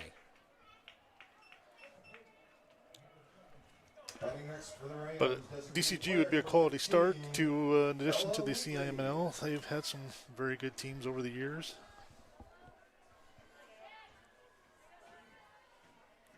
They're already playing 5A football. Yes. That pitch is hit, and it's going to bounce once in front of Faber, who shovels it over to Weibel for out number 2. So now it's the Rams taking first and second pitches. And in 3 pitches, it's 2 out. So Cope bats with 2 outs here in the top of the 5th. Sandholm's pitch is a ball. I like the location on that pitch. Must have just been down in the zone. Kind of got lost behind the umpire here as it came in. Sandholm, that's hit in the air. Foul and just past the dugout to our right side. Due up for the Jaguars, it'll be Bartine, Sandholm, and Ott, 7, 8, 9 in their half of the 5th. Sandholm's pitch is low. Good dig out of the dirt there by Emmy Ott.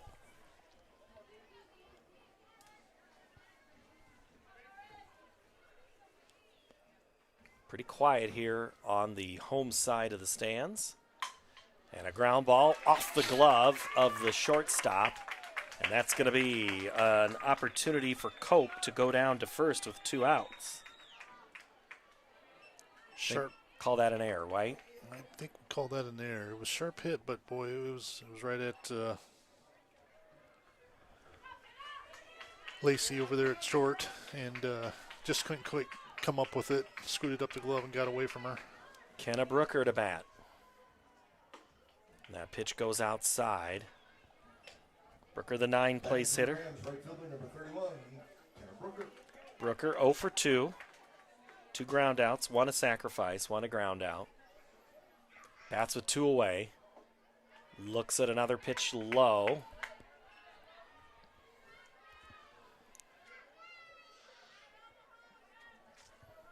Jags would like to get this one so you don't turn the order over, get back to the top. It'd be nice to get out of the inning here fairly quick. And that is a strike. And for one thing, you would keep it only if you can shut them down 1, 2, 3. You only have to face that top of the order one more time. If you're the Jaguars, you've got to figure out you're going to get Kennedy up at least one more time. That one's punched to Kennedy. She takes the one hopper, throws across to Weibel to retire the Rams here in the 5th. They go and leave only one runner on base this time. That's, though, 9 runners stranded. But the Rams lead 3-0. Coach Delaney talks to his squad. We'll talk about their team when we return. More Iowans drive Chevy than any other brand, and nearly 25% of the new Chevrolets sold last year came from the Carl Auto Group. Since 1978, we've exceeded expectations with an unbeatable selection and hard work that makes us your dealer for life. Come see why Iowans trust Carl Chevrolet with locations in Ankeny, Stewart, and Webster City. Your dealer for life, it's the car away.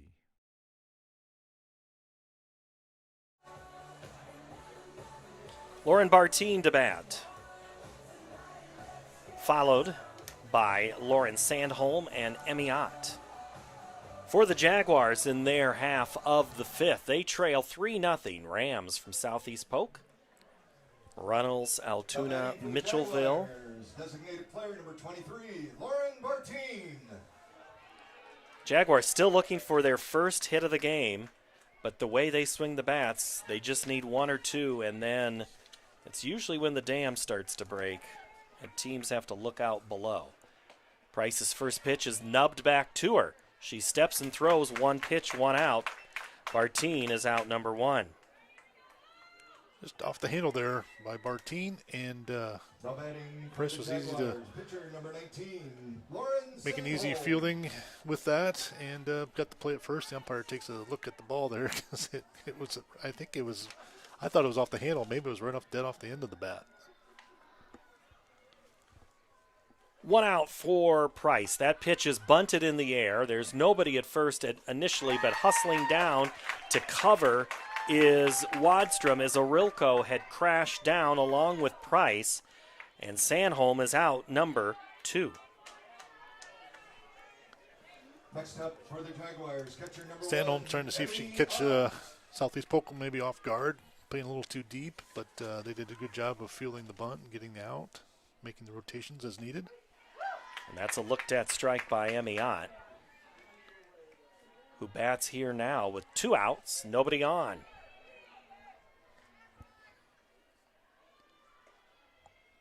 The pitch is ripped, foul, down the third base line. Well hit. You know, Emmy was part of a probably a trivia question for those of you out there. You probably heard this weekend. Sisters, her and her sister Maddie hitting a home run in the same inning. They'd already done it in the same game, Yes, right? yes. That pitch is high for a ball, 1-2. So they did it in the same game before, and then it was the same inning? And then the same inning up in the Fort Dodge tournament. They hit a home run in the same inning. And Ott turns on that one. Again, foul.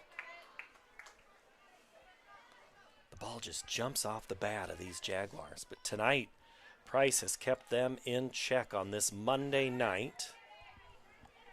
She's done a fabulous job there on the mound tonight. The 1-2. Change up goes high.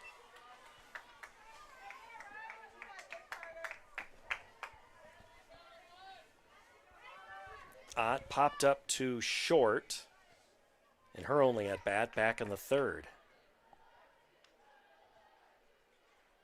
The pitch. Swung and missed high. High pitch gets the 5th strikeout of the game for Price. Again, the Jaguars go 1-2-3. They don't score here in the 5th. 3-0. Southeast Polk with the lead as we go to the 6th. From Centennial on the Carl Chevrolet family of networks.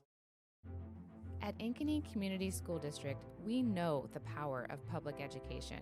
Your child's preschool, transitional kindergarten, and kindergarten journey begins here with a strong foundation. Certified educators provide an engaging curriculum in safe, nurturing environments. Space is limited for preschool and transitional kindergarten. Experience Ankeny. Preschool is free, and the strong start we provide your little learner is priceless.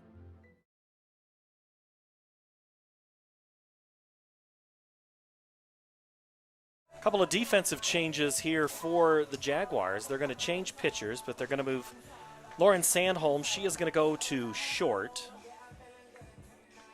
And coming into pitch is going to be Peyton Spiegel. As we update the scorebooks here, Spiegel on the year is her ERA is a sterling 1.02 over 41 and a third innings pitched for the sophomore. She has been dynamite in the circle anytime she comes out. And that dates back to last year as well at the state tournament. But she will now face the top of the order, Hallie Clark, Burley Weiland, and Ivy Orilko for the Rams. So, interesting approach here. Not that 7 hits is... They were just, I would call them scattered. I mean, the Rams have scored twice in the second, once in the fourth. But you just make a change here to kind of mix things up, give your team a little spark. Yeah, you're just looking for a spark, maybe a little change of momentum somehow. Give the batters from Southeast Polk something different, a different pitcher to look at. Somebody's going to have a different release, maybe a different, pitches that are going to be coming their way. And like you say, just trying to develop the spark for the Jaguars. Spiegel comes out firing. First 2 pitches are strikes to Hallie Clark. That one was nice, nasty, up and in.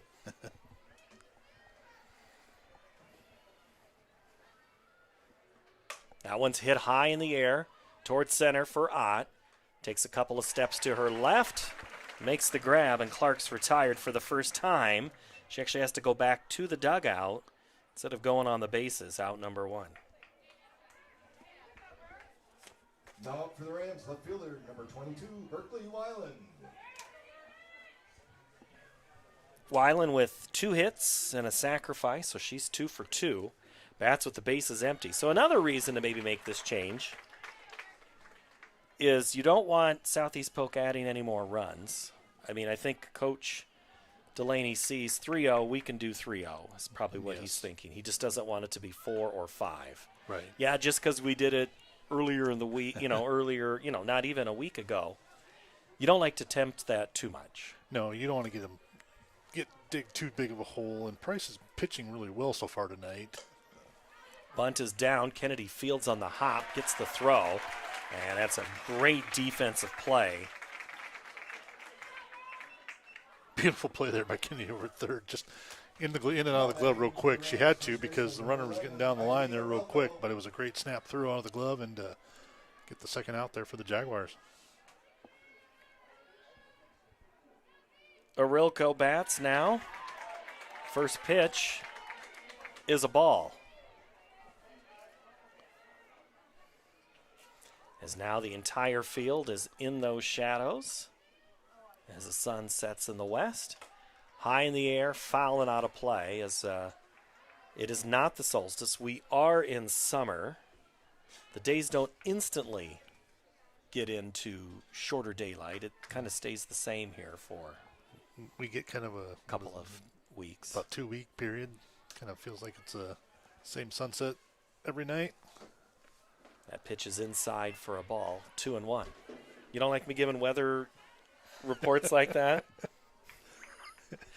Levi gave you a look as soon as you brought it up. I saw that.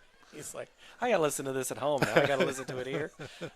3-0 is ripped down the line. That's going to be fair. It's going to get past the left fielder, go all the way to the fence. Orilko is going to be in with a stand-up double with 2 outs here in the Ram half of the 6th. Orilko, last couple of bats, just a good piece of hitting there. 2 line shots on each of those last at-bats, getting herself in position to score on this one this time. Now for the Rams, pitcher number 24, Carter Price. Hatfield didn't have any chance to field that one in front of her, had to get it off the hop of the fence. So now the pitcher, Carter Price, who had a hit to right center her last at-bat. Bats here in the 6th. Hit in the air well towards Ott. Ott drifts back a foot, maybe 2. Camps under it, makes the grab, and that is the end of the inning. But the Rams get another hit, but leave another runner. We have no new runs, which means it's 3 for Southeast Polk, 0 for Centennial as they go into the circle. They come up to bat here in the 6th when we return to the Carl Chevrolet family of networks. At Elk River Contracting, we know a great remodel is a lot like the perfect beard. You can't rush it, and the beauty is in the details most people overlook. Because there are two kinds of contractors, the ones with magnificent beards and the ones you don't hire.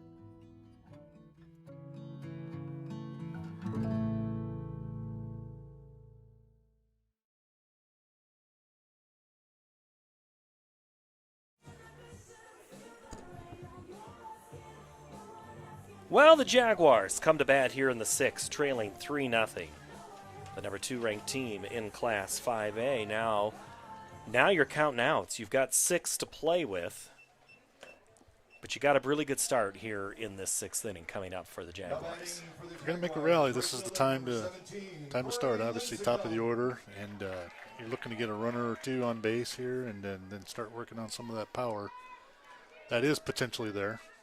3-8-0 for Southeast Polk, 0-3 for the Jaguars. So no runs on no hits, but they have had 3 errors, which have led to a couple of runs for Southeast Polk. The Jaguars, they've had a couple of base runners, a couple of hit-by pitches and walks, but not much more than that. Lincecum hits the pitch in the air, foul and out of play, back behind us. Let's get them going after that one up in the zone there a little bit. And we talked about it earlier. We've got to be patient. Find that pitch that is drivable somewhere.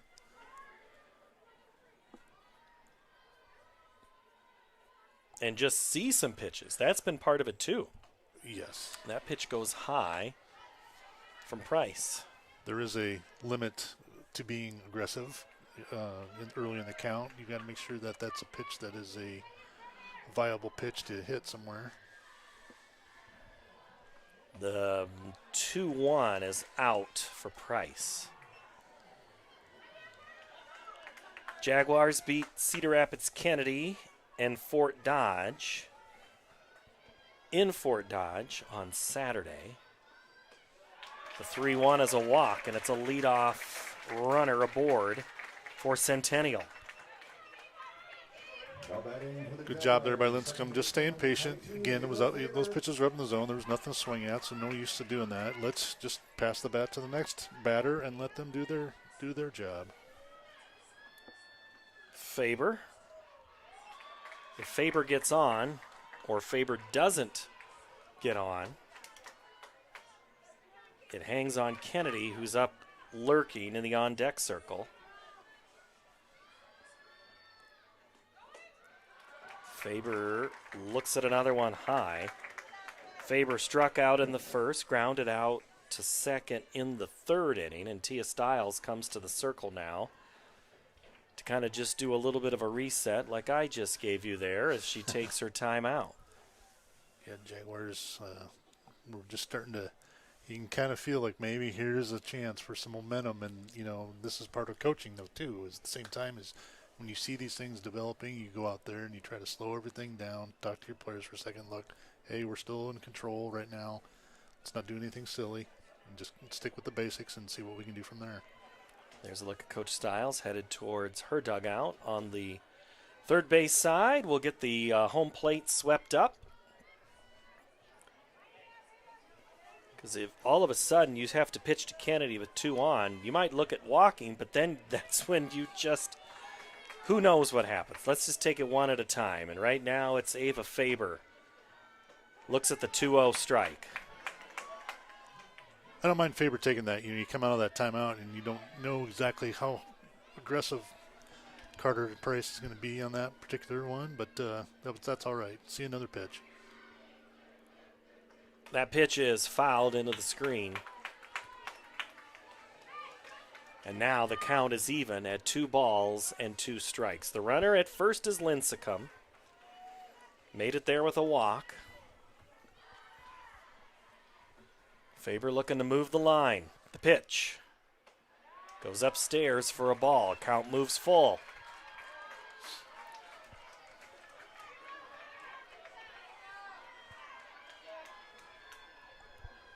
A little bit of life from the Jaguar fans. Faber asks for time and is granted it.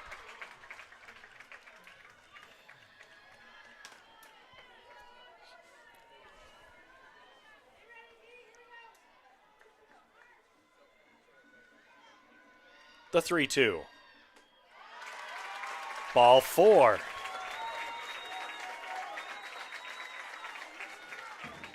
Now batting for the Jaguars, third baseman, number 25, Jordan. Price was, you could kind of see the communication, maybe a little uncomfortable with what she was going to throw there. And when Faber called timeout and then worked her way onto base after that on that next pitch. The pitch to Kennedy. Off the plate, ball 1. Kennedy hit by pitch in the first and in the fourth. Sits at 15 home runs. Looking for 16 here. That one backs up, but just not enough to catch the plate. 2 balls and no strikes. Like you say, it gets to be, okay, now you're in a bad count. What do you do in this situation? You stay aggressive and wait to get to the next batter, but then you got Mattiot, who's at 11 home runs herself on the year. You go ground ball up the middle, and that's going to allow the Jaguars to get their first run. Coming in to score is Lincecum. Kennedy breaks the seal, first hit, first run, and the Jaguars pull within 2, 3-1 here in the 6th.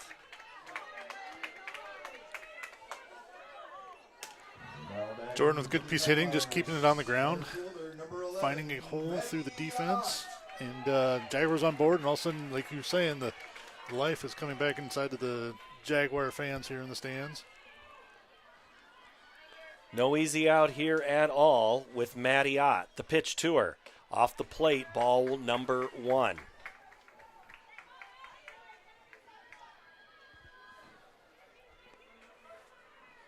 Anyway, you have to score the runs, you do if you're a team trying to win and advance in the postseason. And that applies to the regular season as well, as that pitch sails high. 2 balls now and no strikes. Yeah, it's not every game, not every game you're going to be hitting home runs all the time. Find base hits, get 10 base hits, find a way to do it. Ott looks at strike 1. Manny stayed patient on that one. I think she was thinking about that one. I could see her starting to dig in a little bit, but still ahead in the count here. The pitch. Hit in the air towards left, towards the scoreboard, up, over, out. That is a home run. And the Jags go from no hits to a 4-3 lead. And they've just tied the single season state record for 61 home runs. Home runs in the season by any team,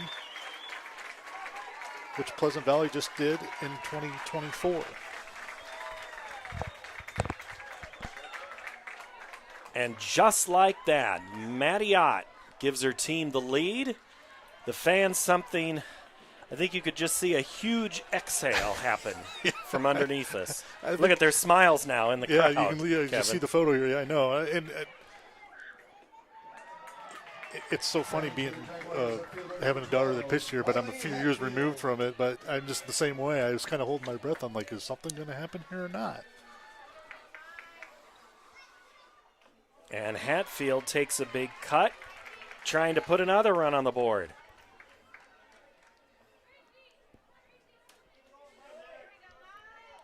Only 2 hits for the Jags,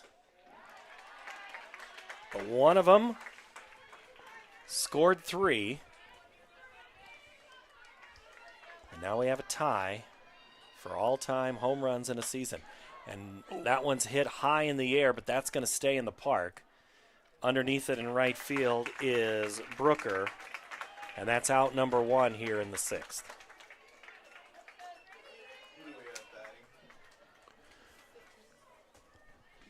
Looks like we're going to have a pinch hitter. Gracie Anderson. So that's going to be Gracie Anderson coming in to get the... Now batting, pinch hitter number 15, Gracie Anderson.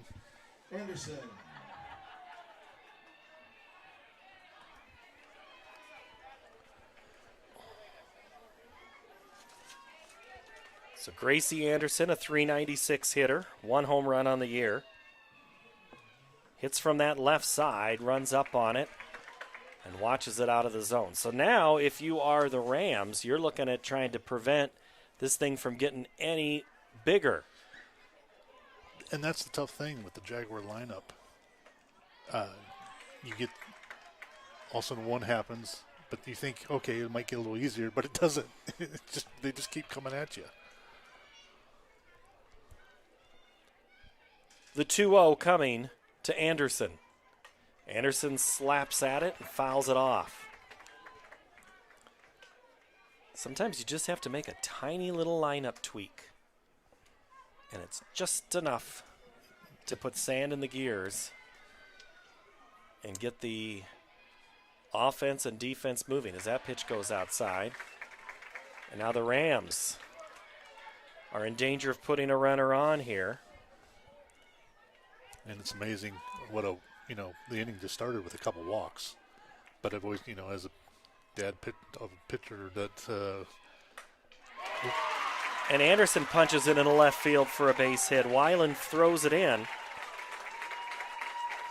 Going the other way where the pitch was Anderson, and now she's aboard with 1 out. Finish my story there. What I was trying to get to was that it's amazing how a walk on the first batter drives an inning. And if you look at the stats over the years, when you start out with a walk on the first batter, how many times you score, run, 2 or multiple runs in an inning?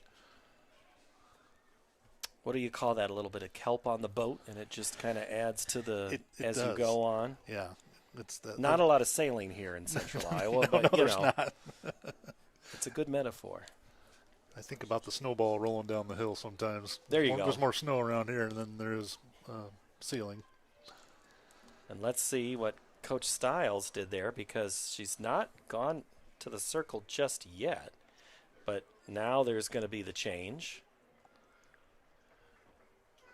And that's going to be at 4 Price. And they're going to bring in, I think that's number 7. It should be Carly Kielman, I think. Yep, it is. Carly Kielman comes into pitch now. And she gets to come in relief with 1 out here in the 6th inning. We'll step away for a quick moment, come back for the rest of the 6th here in a minute. Searching for a home that combines a resort lifestyle with the comfort of being close to your loved ones? At Epcon Communities, we make building your dream home an easy and exciting journey. Choose the floor plan that fits your lifestyle, handpick the finishes to make it uniquely yours, and leave the rest to us. We'll handle the construction, you focus on the fun part. After closing day, your new home is all yours, ready for you to start enjoying the community, the amenities, and that special sense of belonging. Visit clarityconstruction.com for more. 3-8-0 for the Rams, 4-3-3 for the Jaguars, but it's that 6th inning. It's when the dam burst for Centennial. Be no hit through 5 innings. And a couple of walks, Kevin Fisher, and now look at it now. Turned on a dime real quick there, didn't it? 1 big hit after a couple walks, and Jaguars flipped the scoreboard on the Rams. We talked about top of the order, but it was the walks, and then it was you're facing Kennedy. You're facing Kennedy regardless. That just puts a little extra, couple of heartbeats in there. As that one goes out of the zone, it's a ball and a strike now. It just kind of amplifies the intensity. I mean, she's the best hitter for power the state has seen in the last 5 years. And that pitch is a good changeup to get now back ahead for Kielman. Real nice change up there by Kielman, getting the bottom part of the zone on that.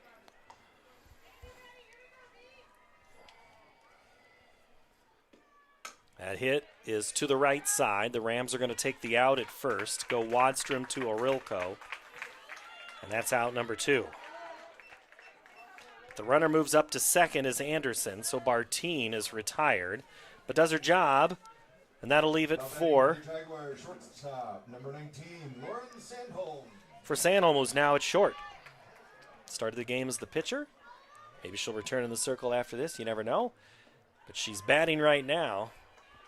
with her team up 4-3. A lot different than what it was earlier in the game when she's come up to bat. A little more noise over here on this side of the field, the bleachers too, by the Jaguars after making that recovery. The 8th Jaguar to bat here, and that's Sandholm hitting it into right, a bullet, and that's going to be waving around. Here comes Anderson. The throw is cut off, and the Jaguars put another on the board. 5-3 Centennial. Nice hit there by Sandholm, putting maybe a potential insurance run on the board there. That 2-run cushion will look nice going into the last inning there for Spiegel if she goes back out on the mound. So Anderson scores, and Emmy Ott bats here with 2 outs and 1 on. And yes, I will steal from to our left side. Someone named Ott's already hit a home run this inning. Very much potential is there. The 0-1 is outside. So far, Kielman's pitches have not been very close to Emmy Ott. I think most teams would take an Emmy Ott as their 9th-place hitter. Definitely. Sometimes you kind of look at her as a kind of that 1B that turn that order back over. Oh, and that is called a strike. And now we know the fans below us are here. A little disagreement there in the bleachers. The 1-2 is outside, halfway through the left-handed batter's box. I don't blame her. You get it off the call off the plate there a little bit. You go a little bit further and see what else you can get. Kielman's 2-2 is fouled. That changeup, got in front of it, just as we say, got a piece of it. Very small piece of it. Last remaining threads on the softball.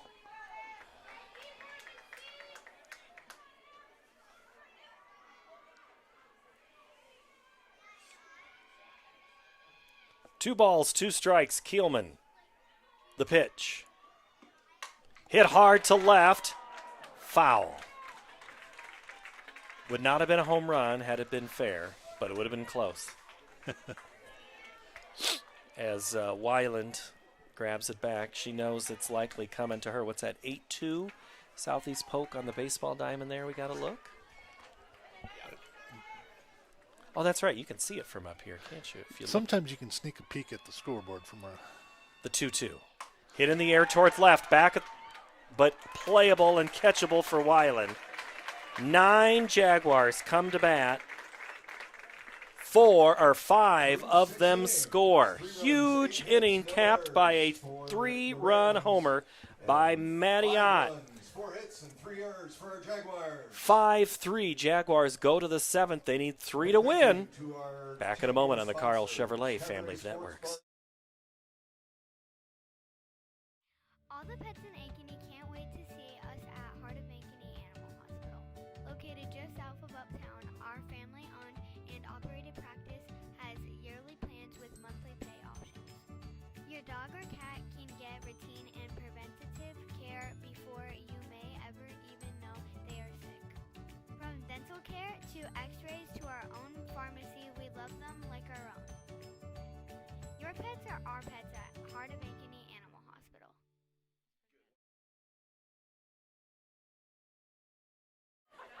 Well, it's up to the pitcher. It's going to be Spiegel coming back out. She came in the 6th, and now Peyton has a chance to be the pitcher of record and a winning pitcher in this game. If she can get 3 outs, her team leads 5-3.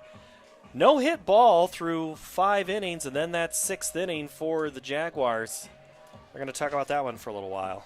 Yeah, that was a quick, loud turnaround there by the Jaguars. And I always talk about this when it happens this late in the game. It's always so tough when the team that's had all the momentum and then all of a sudden it gets turned, the tables get turned on them, and then they go up to 1 at bat and they got to score 2 runs.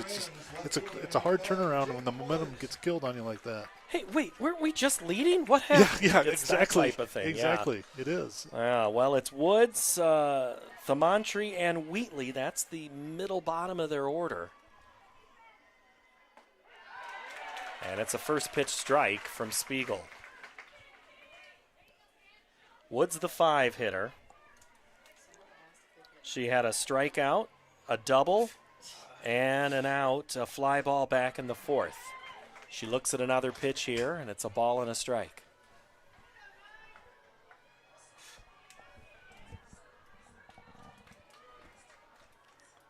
The 1-1. Change up is a strike.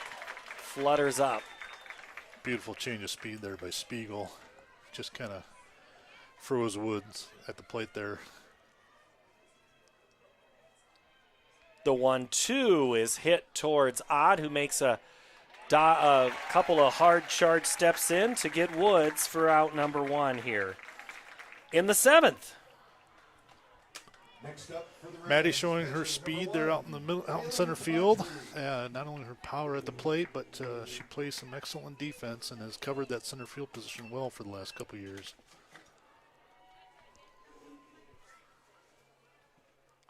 First pitch strike. Jaguars will have tomorrow off. They'll come back with a doubleheader at Ankeny on Wednesday, at Northwest on Thursday, and then host Liberty on Friday for a doubleheader. Another one hit towards the triangle, and it's going to get in between Ott, Faber, and Sandholm for a 1-out hit for Thamantri. So the Rams have some life.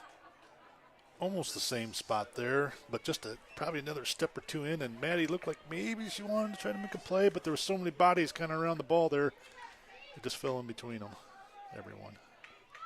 5-3 Jaguars with the lead, and the pitch is out of the zone to Ella Wheatley.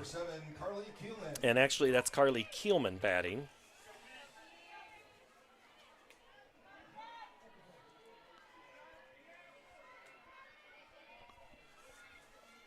The 1-0 is inside. So Kielman batting for Wheatley. She stayed in that spot, I think, when she came in and ran, didn't she? The 2-0 is fouled into the net. Right by one of the Ankeny Extreme softball players that were part of the pregame festivities. And that ball, I think, needs to be retired. They normally don't throw them out unless there's one of those stitches are bad. Been a couple of them right off the end of the bat. Maybe that one's taking one too many.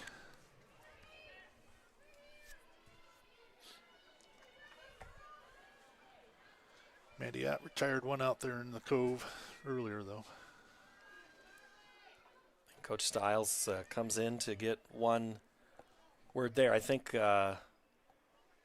well, now we're going to have the umpires huddle as Reinertsen and Schrumminger have a quick conversation.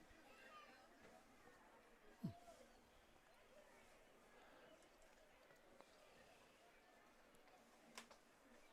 don't think we have to check the glove like major leagues, or they hopefully not at this level, right? Coach Stiles gets the answer. She wanted them to check something.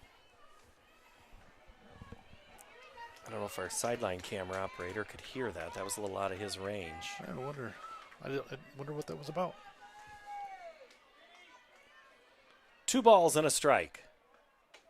And that's out of the zone for Kielman. So now she will bat with a hitter's pitch of 3 balls and a strike, 1 out. The runner at first is Thamantri. And that's ball 4. So now the go-ahead run comes to the plate. Now things get a little more interesting here. I know you're at the lower half of the lineup, but Cope has put kid on base tonight. She had a double earlier. And all of a sudden, something like that happens, and it's a different game. So now Brinley Cope will bat, going to run at third. I think it was the same runner we had before, and it's Reese Curfey. So Curfey is at first.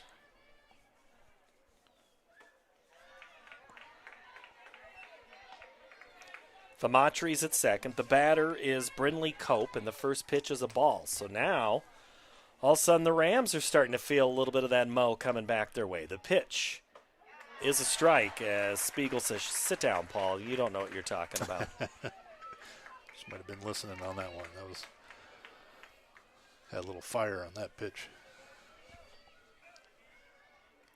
The 1-1. Hit in the air and out of play to the right.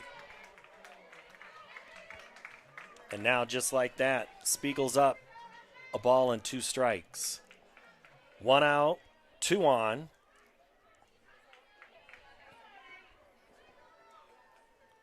The Rams have left 10 base runners on in this game.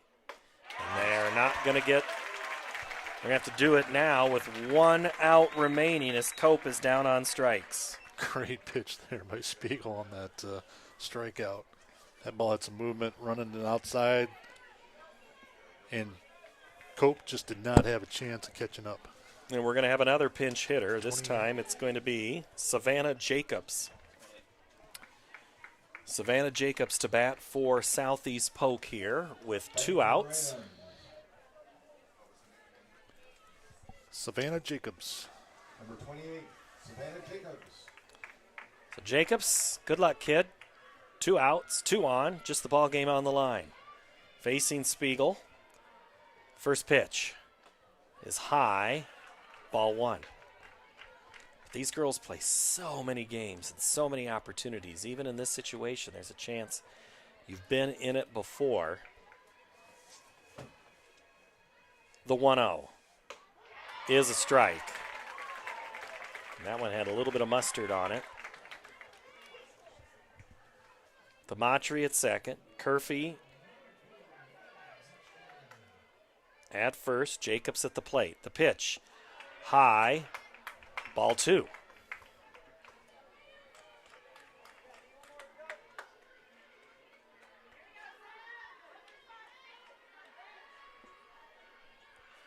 The 2-1. Catches the plate. Nice inside corner there